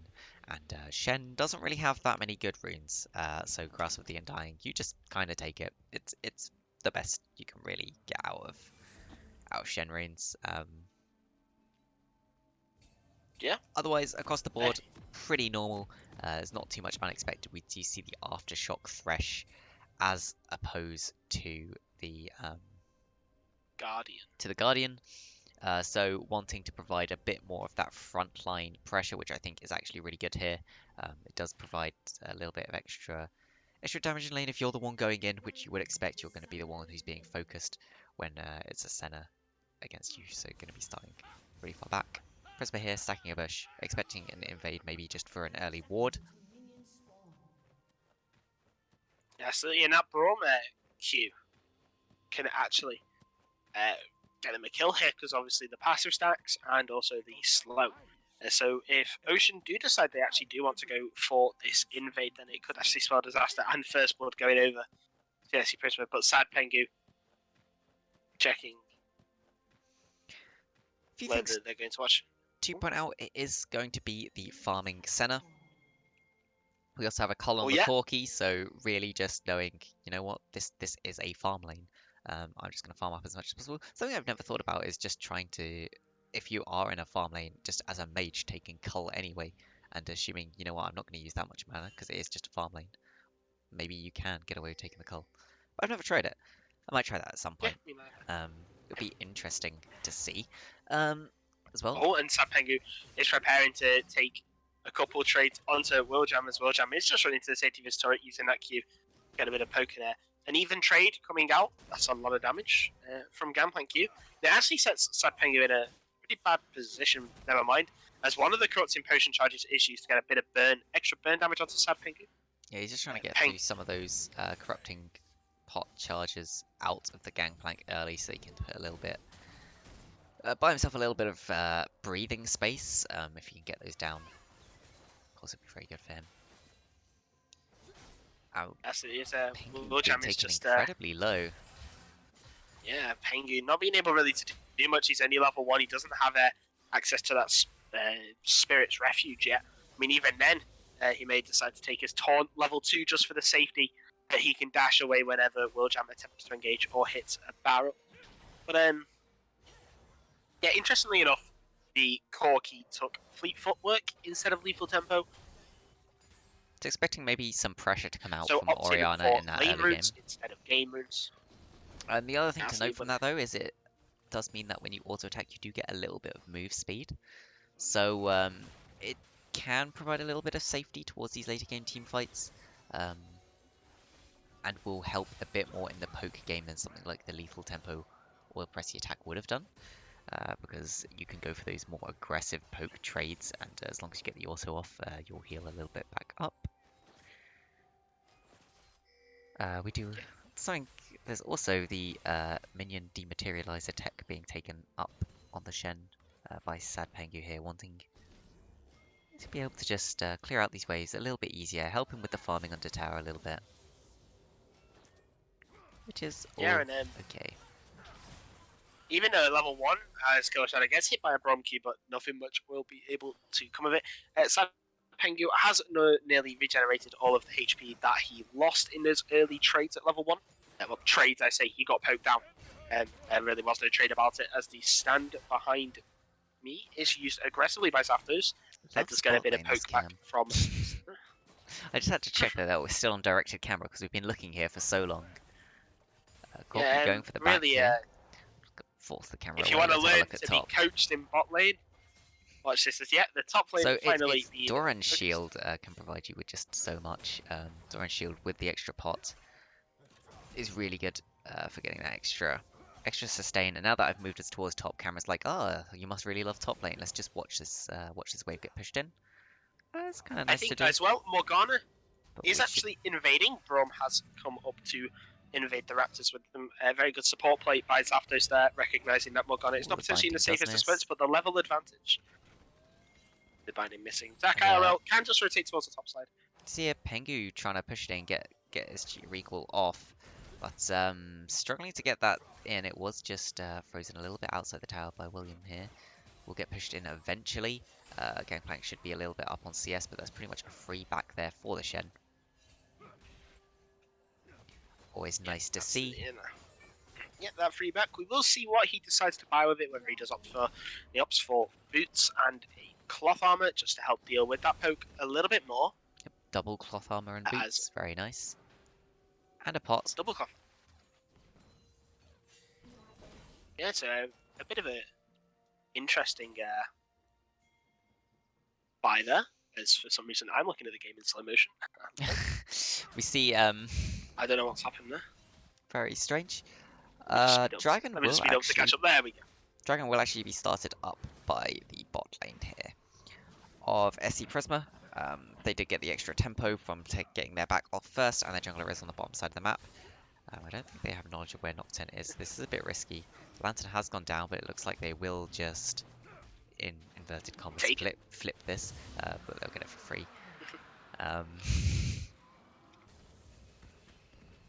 But yeah, just smart play there from Prisma to get themselves a free early mountain, which, I mean, that would be extremely good if you're in some very volatile lanes, but right now it's just nice.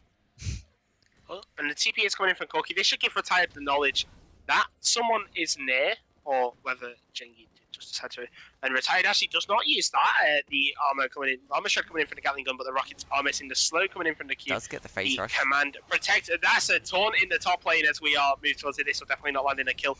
But Corki and Nocturne are on the retreat. Nocturne almost dead. The ultimate coming in from Gamma. The flash binding from Morgana not connecting, taken down very low by the tower, and both fights don't end up in a kill, but end up in a flash burned by the Morgana.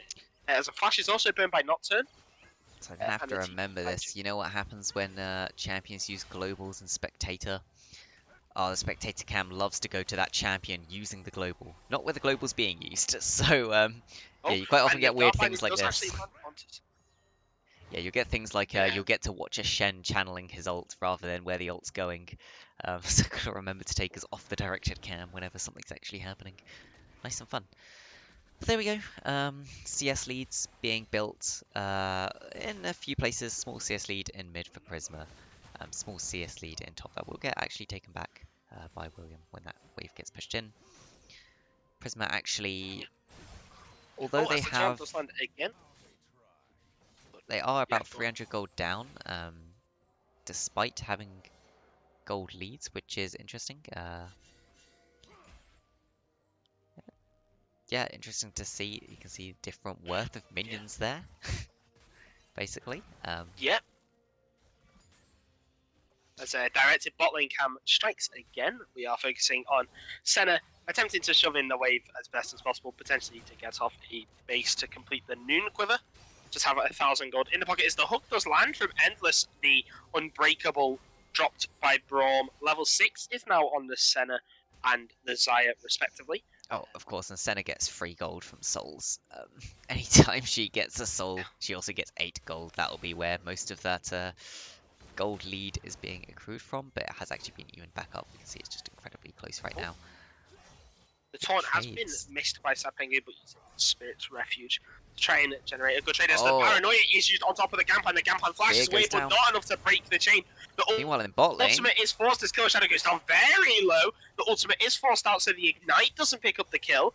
Zapdos and Loud Silence chasing as their lives depend on it. However, the W does land onto Braum.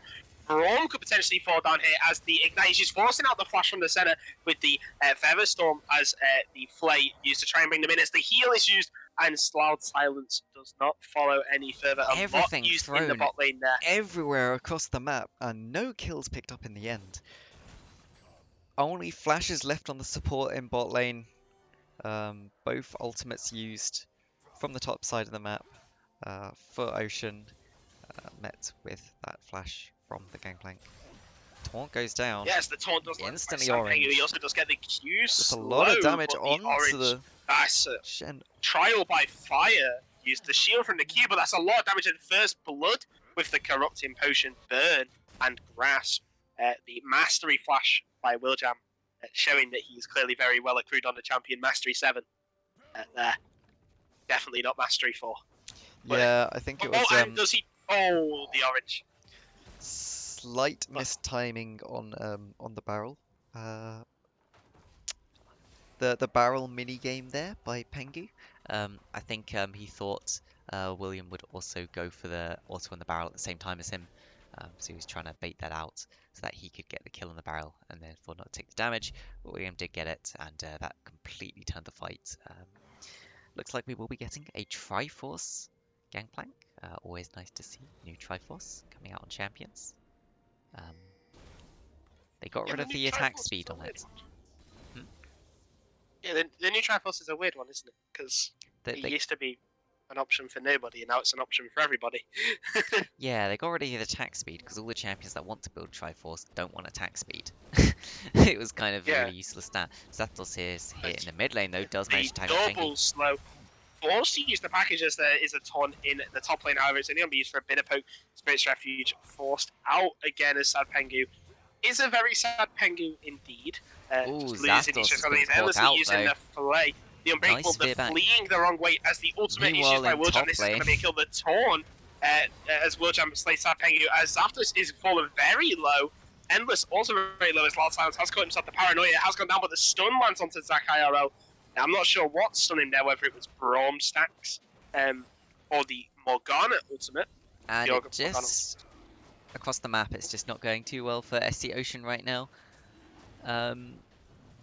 Whenever it looks like they are going to potentially be able to get a fight, it's just taken away from them. All they really need to do is scale up, so definitely not what they want to be happening. 1.7 gold behind now, 2 Drakes down. And it's another Ocean Soul. Now, however, SC Prisma were in the same situation last game. Just remember, that's SC Ocean, it's not Oh, out. beautiful And that's a hook. great hook, and Zapdos will go down, however, the Thresh will also fall to the Zaya with the Blade Caller route, but the Glacial Augment. Zach IRL does not want to show, the Paranoia not available yet, but the Orianna is on the bot side of the map. Corki, I believe, pinging for his life. Triforce is complete onto the game. Yep. Can I just say that was a fantastic hook? Oh, I'm sorry. Yeah, it was an amazing hook. Predicting the Braum jump, picking him up at the end. Something I would like to say about is we do see the Essence Reaver on the Corki. I don't know if Triforce is good enough for Corki right now, because of course Corki loves Critic. Crit's really good on Corki, and Essence Reaver does provide you with. Reaver? Yeah. So I was talking about Essence Reaver versus Triforce. I don't know whether it's worth building the Triforce over the Essence Reaver right now because Crit's just so good on Corki. Ooh, it's probably quite good for Kill Shadow. He didn't take that. Get caught out here. That's a lot. Nice sidestepping. But that's a Featherstorm. Yep, nice sidestepping from Ocean there to just get out of that one. If he took the lance and then it was a double route, it was all over. Yeah, really, anyway.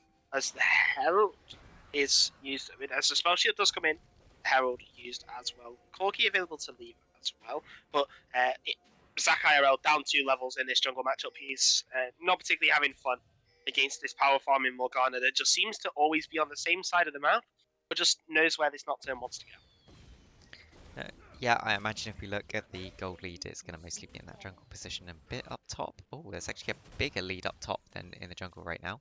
Of course, Gangplank's parlay when being used to kill minions, but there is an engage mid. The Paranoia does go down onto the Orianna, flashing towards safety there with the Braum. The spell immune going onto the Braum, but nothing much will come of it. The flash forced out after the flash key by Morgana. But Thresh without Hex Flash this game.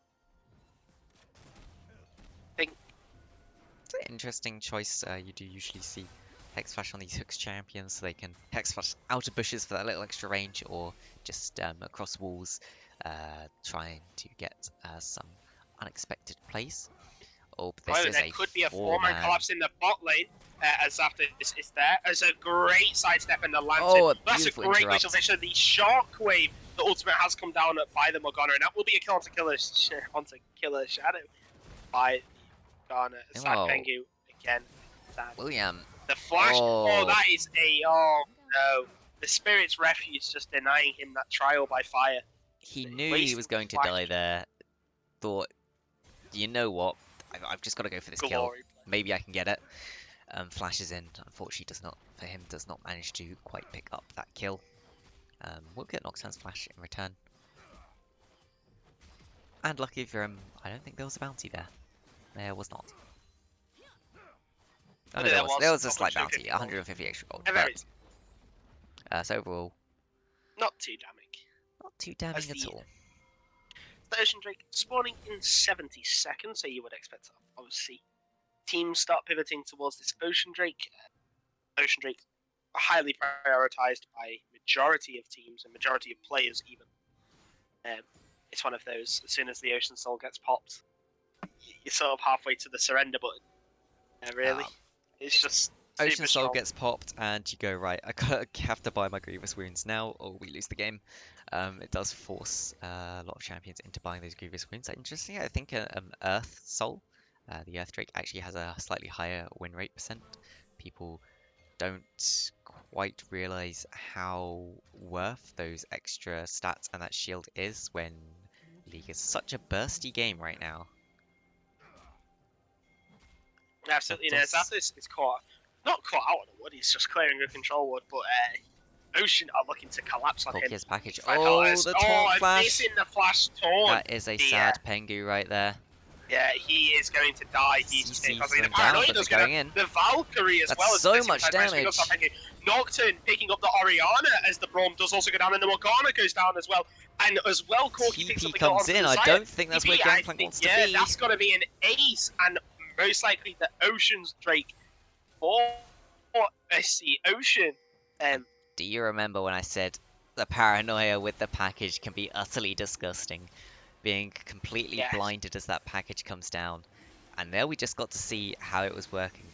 Looks like Pengu was inting, but he was just setting up that amazing play for his team. Boom. A true utility top laner there, sacrificing his life for the as a TP is coming behind the Corki here by the Oriana. However, there is no shock wave was used last fight. Corki just able to Valkyrie out, and really a little bit for the CS TP there.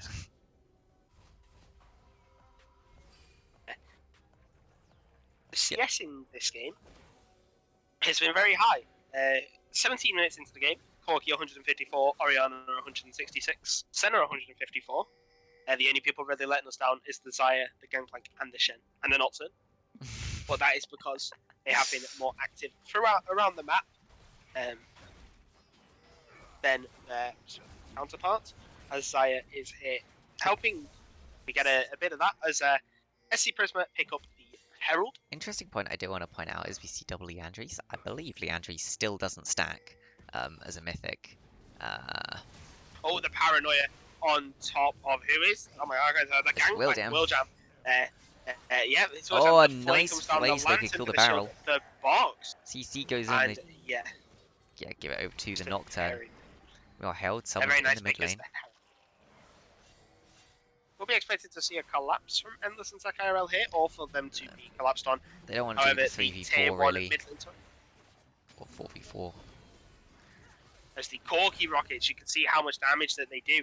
And that one wasn't even a big one. Red rocket. That was a white rocket. I believe they are actually called the big one. Yeah, they are just called literally the big one, I believe. I just couldn't think of their name, so I just used the colour, which dictates whether they're big damage or not. Yes. The red one. The red one. I mean, it's also red on the hood, so you could get away with with the red. But The big angry boy. Trying to cam their showings. The Scion Ultimate. No. Should we do a but Senna stats check? Senna stack yeah, check in. She's at 38 right now, 38. and you can see just how painful it is to play that farming Senna. We'll be very happy to get that 40th stack and that little bit of extra range. As I was saying before all of that happened, I don't think Leandri stacks right now, so this may be a bit of a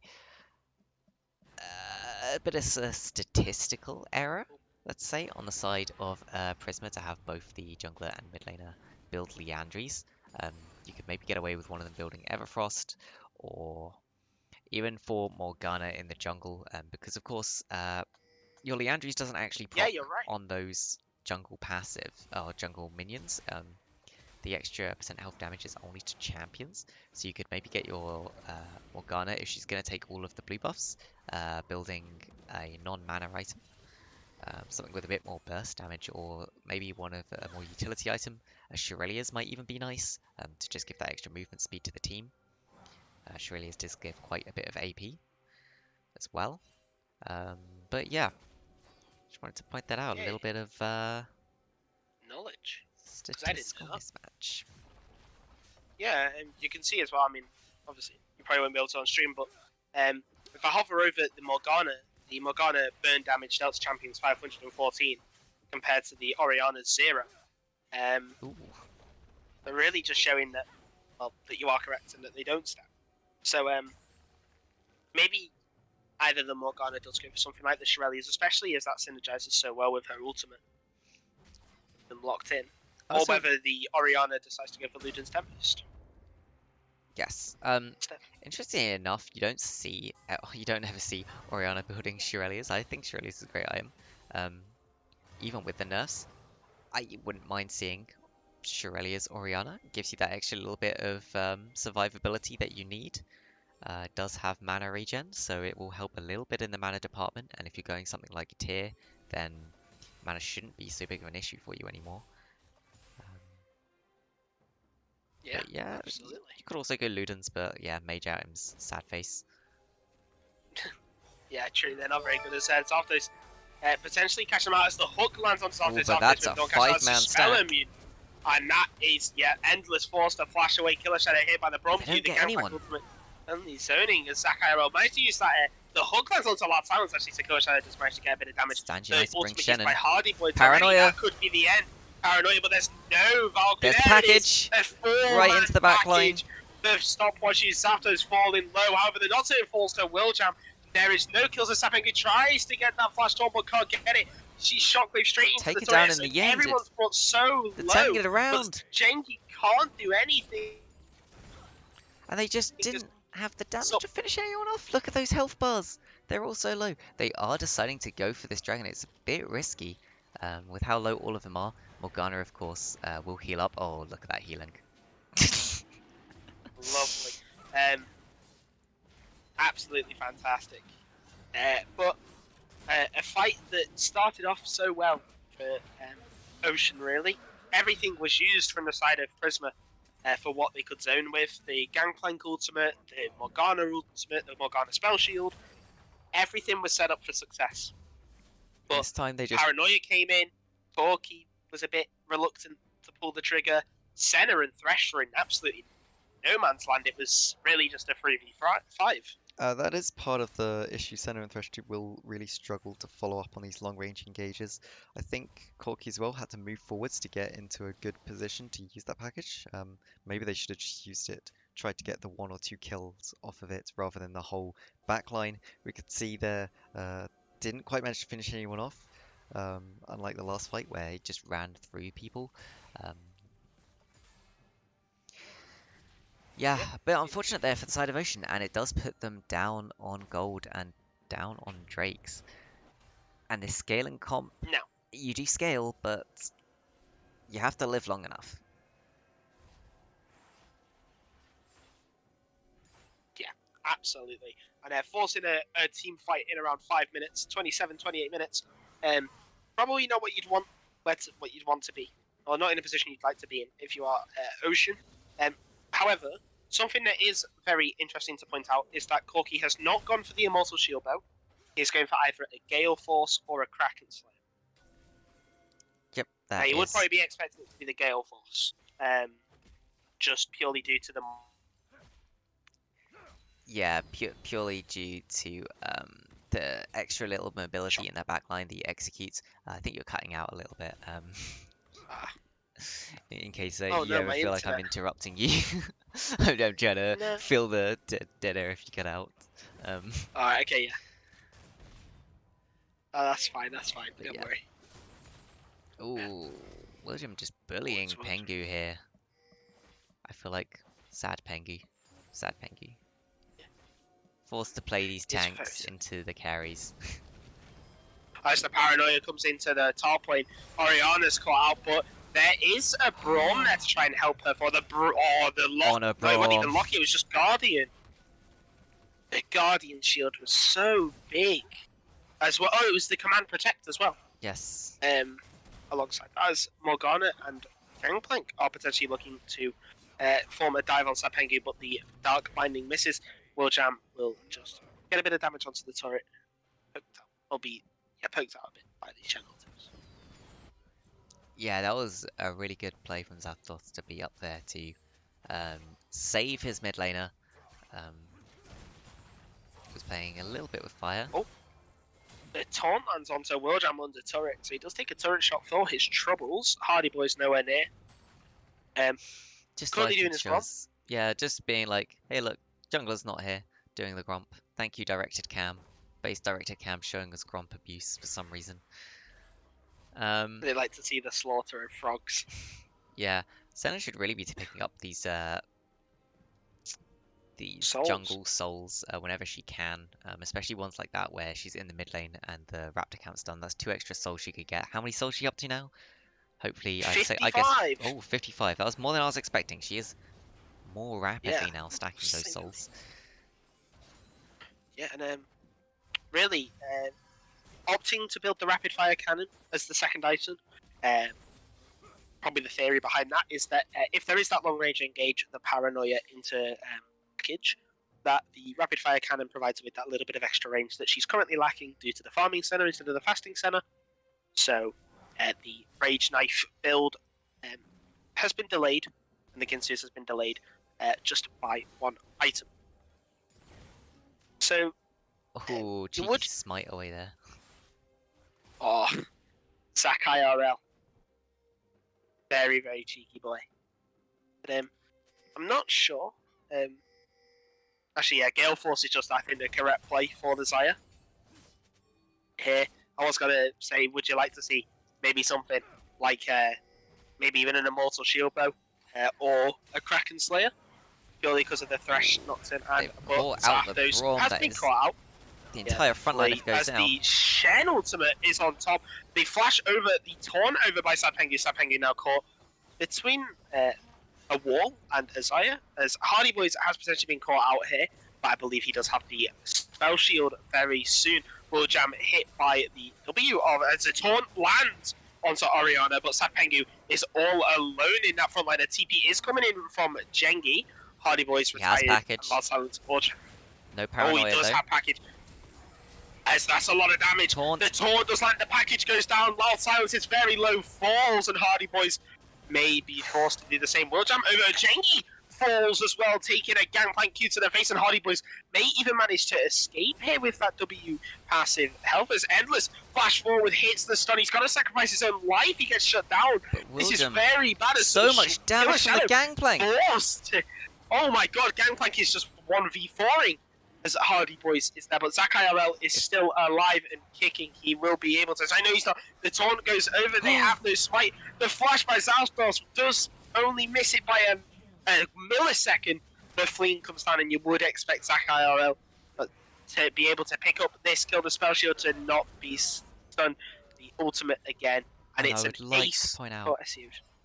that fight lasted so long. Zapdos died twice. He had enough time after dying for the fight continuing that he got to walk back to the fight before his jungler was dead. Flash in, almost steal the dragon. before giving over another kill. But yep, that is a much needed win, a much needed kill for SC Ocean to keep them in this game. It does even up the gold for them and gives them that extra 5-minute buffer before yet another soul. Yeah, you can really see the SC Ocean recognizing that Prisma really want to zone control and try and generate those zones that seem impassable. And if they could just engage straight through that with something like the Paranoia or the Channel on top of the Paranoia and the Valkyrie the package Unstoppable, that really the composition falls into disarray, especially with the amount of disruption that Paranoia and that package can provide. But you do see now Ocean pivoting towards the Baron, setting up that vision. Endless has been absolutely astonishing on this vision. 92 vision score this game by 30 minutes. Last game he had 105 by 33 minutes. As a little bit of damage from Sad Pengu goes by Willjam. But yeah, just that vision control by Endless has been... Well, the amount of vision that he has placed and provided... Yeah, it has been endless. It has been endless. But yeah, I think an interesting point might also be, have we checked Thresh's stacks? How many stacks is Thresh up to? True. How many free stats 50. is he getting? So he's getting 37.5 bonus armor and ability power. Senate is currently on 62 stacks, and I believe that will be... No, it won't be going up soon. Yep, and my friend obviously messaging me, getting into the stream there, calling me bad and stuff. his classic way to say come play a game. Midstream, lovely. But yeah, the Corki picking up the Gale Force as well, as you said, to provide that extra execution in the backline and that extra mobility, so that if Xayah was the Gale Force can just follow, and it really nullifies the effectiveness of Xayah's Gale Force. Shen has picked up the Abyssal Mask, so that immobilization, 10% extra damage onto whoever has been immobilized by that taunt. Very big. Corki already does a lot of damage. He's already at that 3-item spike.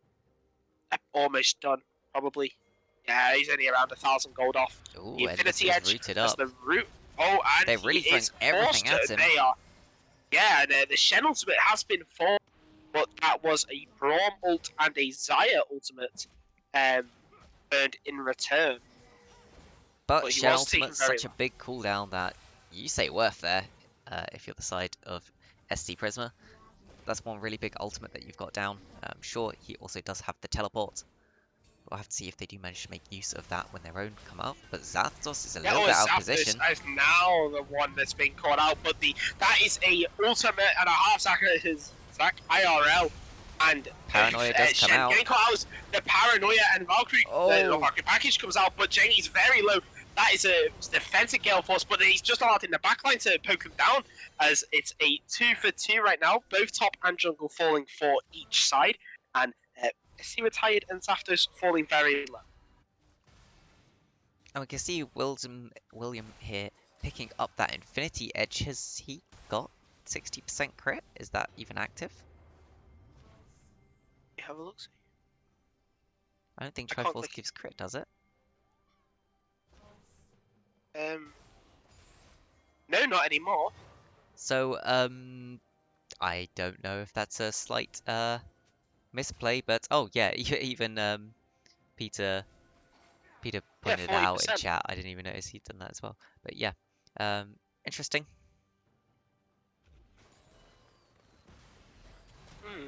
Very interesting, but you'd assume that he'd then be looking at his next item to be a critical, maybe like an Essence Reaver, just to gain that crit strike chance. Then it has 95% crit. However, the Ocean Drake has been started, but will not be completed or continued. But it will be continued, but by Prisma, as the 2k Glacier damage. Fisher Goes hits in. one, the He Paranoia steals. comes down, the Stole and the Drake, and it's free for free, but Zakaira is in the backline, forcing that Featherstorm, as Zaftos falls very low, Woodjam picks up the Nocturne in the end, as Zapengi taunts forward, SC Retired is falling very low, Hardy Boys attempting his best to peel for this Oriana, and in the end, it's just a 1-for-1, with SC Ocean managing to pick up the Drake.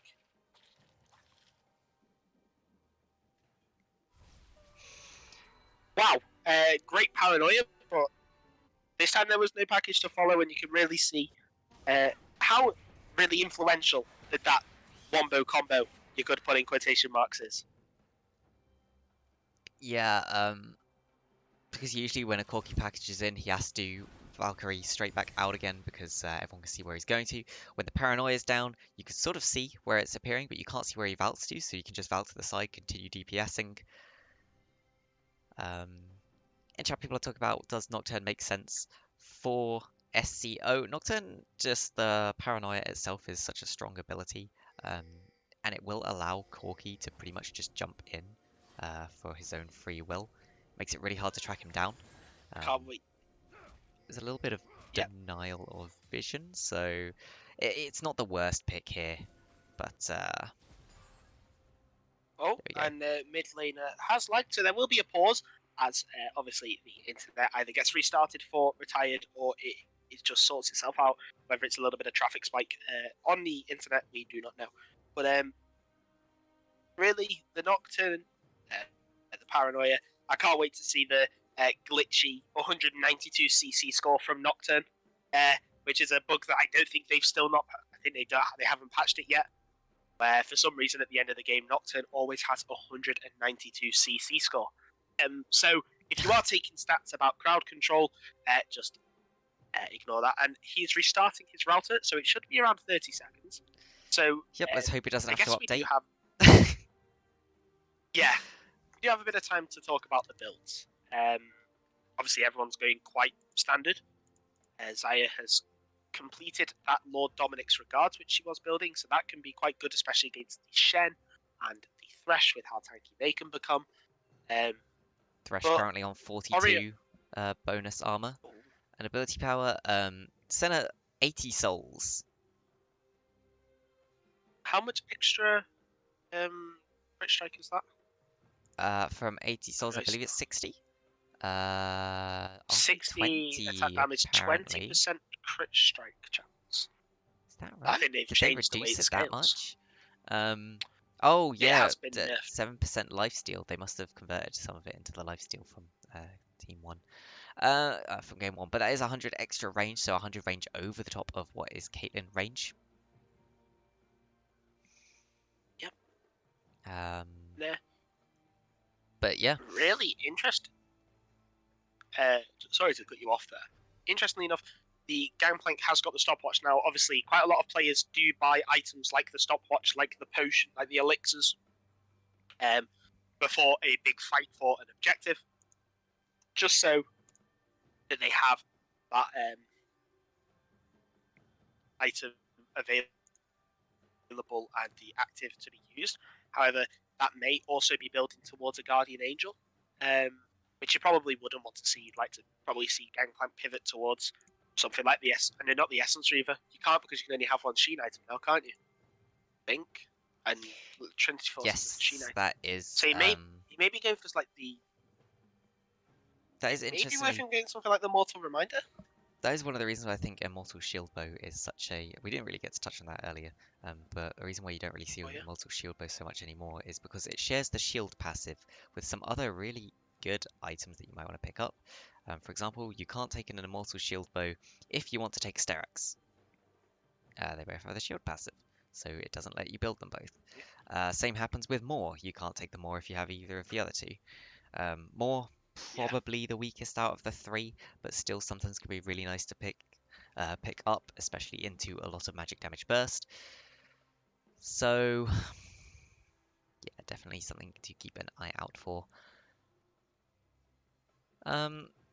As well, look, a little bit of the match state. We have just over 3.5 minutes until the next Ocean Dragon.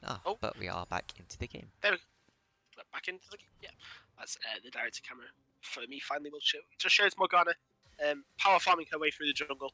There we go, blue taken. Yes, and the recall as well, looking very cool. The victorious Morgana skin there, everybody. Just to show Well, that whenever Morgana, the victorious Morgana Yeah. skin was in, they got gold in that season, at least. yeah, or just got it out of a chest, or a reroll. I don't Well, think you can get the victorious skins out of chests, can you? I think they're like I'm one not of sure. the I mean, one skin you can't get. if they run out of stuff to give you, they'll give you anything. I'm Will pretty they? sure. I don't think they Yeah, give the like victorious someone stuff. had all the skins. Someone had like all the skins in the game, and then he was only missing like some prestige ones, and he just re-rolled all his skin shards, and he just kept on giving him prestige edition stuff. Oh yeah, you can get Yeah. all the prestige ones from rerolls because I've had some of But them I'm not before. sure. What about it counts as a Oh, prestige lucky. Nico? Lucky person. But not actually. I'm not too sure about the victorious ones. Maybe Don't not. think you can. But anyway, as we move on, Yeah. SC Prisma pushing in this mid lane so that they can go and get their vision control over the Baron area. We can see they just about spot there that Corki will have backed. They could turn straight towards that Baron. If they've been tracking the package timer, they would know it's not up. But I don't know anyone that does track package timer. God, can you imagine? Corki's package is spawning in 30 seconds, boys. Can't do this now. We can't do anything. They have paranoia as well. It'll be over if we do anything. No, It'll be over. I half imagine that those stopwatches are actually just being built so that when the combo comes down, they can stopwatch 2.5 seconds of it. Yeah. Oh, Hardy Boy's being caught out here though. Oh yeah, he has been. And the stopwatch comes down, but that's a four-man ultimate. The fleet does come down as the Shenels with the paranoia is coming in A nice onto the Oriana sidestep in the top using lane, the paranoia. GA. But sad Pengu is there. The stopwatch used early. Zapdos using that unbreakable to block a lot of damage to Retired. It's still very full of life. As Zapdos is forced to recall. Willjam TPing in, but He to gets down no a avail. nice hook. There was the fire, so an amazing hook by the endless range of the hook there, picking off Retired. Oh, they know the jungler's Really? down. They know there's no Gangplank ult. They do decide to start up this Baron. I think this is quite a good call here. Oriana's also down. There's no real sudden burst for the side of SC Prisma. They do have a potential Gangplank barrel attempt, but definitely not what you want to attempt to steal with. No. And it should give them the Baron just in time to move down towards that Ocean Drake. They could take the back and run straight there if they wanted. So anyone that wants to take back can do. Pengu is going to choose to take that back. Oh, He will there's TP in. They want to make sure they have the early control over the area. Interesting enough, Willjam taking a base, and I believe it's around 40 seconds. They take base from base to Drake, so he will turn up just a tad bit late. Oh no, he won't. 30 seconds tends to get you there. 30 seconds. Good enough. Retired using the TP in the bot side, trying to position himself in a way that he can get a massive shockwave flank as the W does land onto Hardy Boys. As Retired and Willjam are both there. The stand behind Braum. Oh, He's here used the comes the hot Morgana. lands on the Hardy Boys. Plus the fast Corki's way the down. Paranoia comes in. The Corki's down though, and there's no follow-up, but they're not to manage to pick up the Morgana as they're all in the backline. Zaya picks up the kill onto the center as Endless goes down as well. It's a perfect fight for Prisma. They found who they needed, and Ocean are on the run, and they get the Ocean Soul. And sad Pengu as he tries to do what he can there. Can't quite manage to get it, and that's unfortunately a wasted Baron as well. Genki getting caught out on the side there. As soon as the really unneeded as well. As soon as the hook came down onto the Morgana, could have just packaged towards his own team, taken that free kill. Loud Silence, I believe, was also up there, so away from his team. And it does look like they are going to go for the end. They do have 10 seconds before the Corki respawns. Yeah, they can end it. I think they've got enough time. They can end it. Yeah, they can end the game. It's GG. It's a 2-0 for 2-0 for They Prisma. all focused. Oh, So 2-0 sad for Prisma there. You I'll have to go out to Ocean. They played well, but a couple of fumbles towards that mid and late game does mean that they end up dropping that second game and also the first game in a somewhat similar fashion. For all of those stat buffs out there, let's go have a look at stats. We'll do a quick look through, I want to see if maybe the highlight Nocturne had something. Oh, there, 192 no, CC score. had 200, surpassing your expectations Oh, there. Wow. I yes. mean, how can you like even argue that man is not MVP after having 200 CC? I mean, honestly, the MVP goes to the Nocturne, even though they lost 200 CC score. Fantastic. How can you ever argue with that? 22 control wards. That's the kind of control ward stats you love to see. We'll have a quick look at the damage. See most damage coming out from the top lane there of SC Prisma. And yeah, just very well played from Prisma. Towards the end, they played those. Well, it was mostly getting picks. They were able to drop what was thrown at them. That's a good way to put it. And it's always good if you're able to do that. One of the best things that high play teams can do is punish small mistakes. And we saw that they were able to punish the small mistakes fairly consistently. Unfortunate for Ocean. It felt like, especially with that second game, that they had it in their hands. They could have won it, but with the fumble, they do just end up giving over the game. And let's just do this prediction. Some people are really going to come into a hell of a lot of money here. 1% of the votes were for Prisma. 7.7k about to go into the pockets of a few people. Can we even see who gets it? I don't think It's so. split between 3 people. So there we yeah, go. we can see who it is. I'm pretty sure you can see it. Who's it? Estravadino and 2 others. Congratulations. They get 86 times back what they bet on it. And Beautiful. yeah, good for them. We will say if either of the teams would like to come in and do a quick interview. I don't know. It's quite late for me, and I've had a few late nights this week, so we'll do it really quickly. Unless you have any specific questions, I think we'll say to the teams. Yeah. Do either of them want to come in, have a quick talk about what they thought of the game, and maybe we could do an MVP poll while that's going on. MVP poll. MVP. We could do it like on LEC on Twitter. No, MVP for game 2. Got his name already. No, I've got it here. Haha, I didn't leave the lobby. Honestly, for me, MVP of game 2, Loud Silence was a very close contender for MVP for game 1. Performed very admirably on the Kaiser. However, obviously, game 1 will jam with those insane flanks, with the Hemoplague managing to pick up the kill. The kills in game 1, however, Loud Silence is my MVP for game 2. His Sire was very clean. It picked up the Senna kill in the last fight as well, which really forced the Thresh to try and play Peel for the Senna, rather than attempt to follow up with the Engage to box in as many as possible to ensure that that package and that Nocturne combo dealt as much damage as it could have. But in the end, yeah, he was just, he was silent for the majority of the game, and as soon as he got those 3 items, and in that last team fight, he absolutely shone. So for me, the MVP goes to Loud Silence. What about you, Gabblit? I think it's another hard one. There's a few players there that really played Admiry. I do think I would give it to William again though, or William.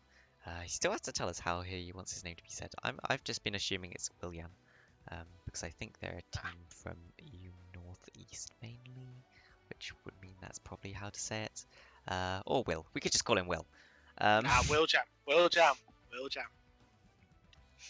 But yeah, William, I am definitely going to. I would give the MVP to him for that second game as well. Actually, William. There we go. Apparently it's supposed to be said William. No, Will Jam. It's still Will Jam to me. I don't care. I'm stubborn. But yeah, I'd give it to him. I think the Gangplank, just playing Gangplank was pretty much enough there with the zoning ultimates. But he was doing so much damage, and he was still somehow managing to get flanks on the Gangplank, just running in, queuing people to the face, taking 80% of the health bars out.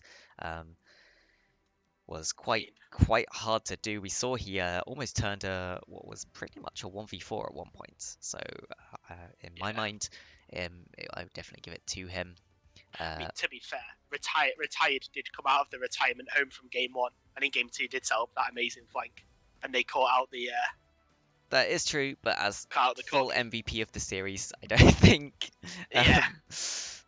I don't think that's quite enough. Oh, MVP. I give it.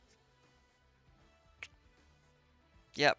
We'll let the votes go down. If either of the teams do want to come have a quick chat, again, you've got until like this MVP vote ends to go jump into the waiting to be moved, or let us know on the stream, I guess.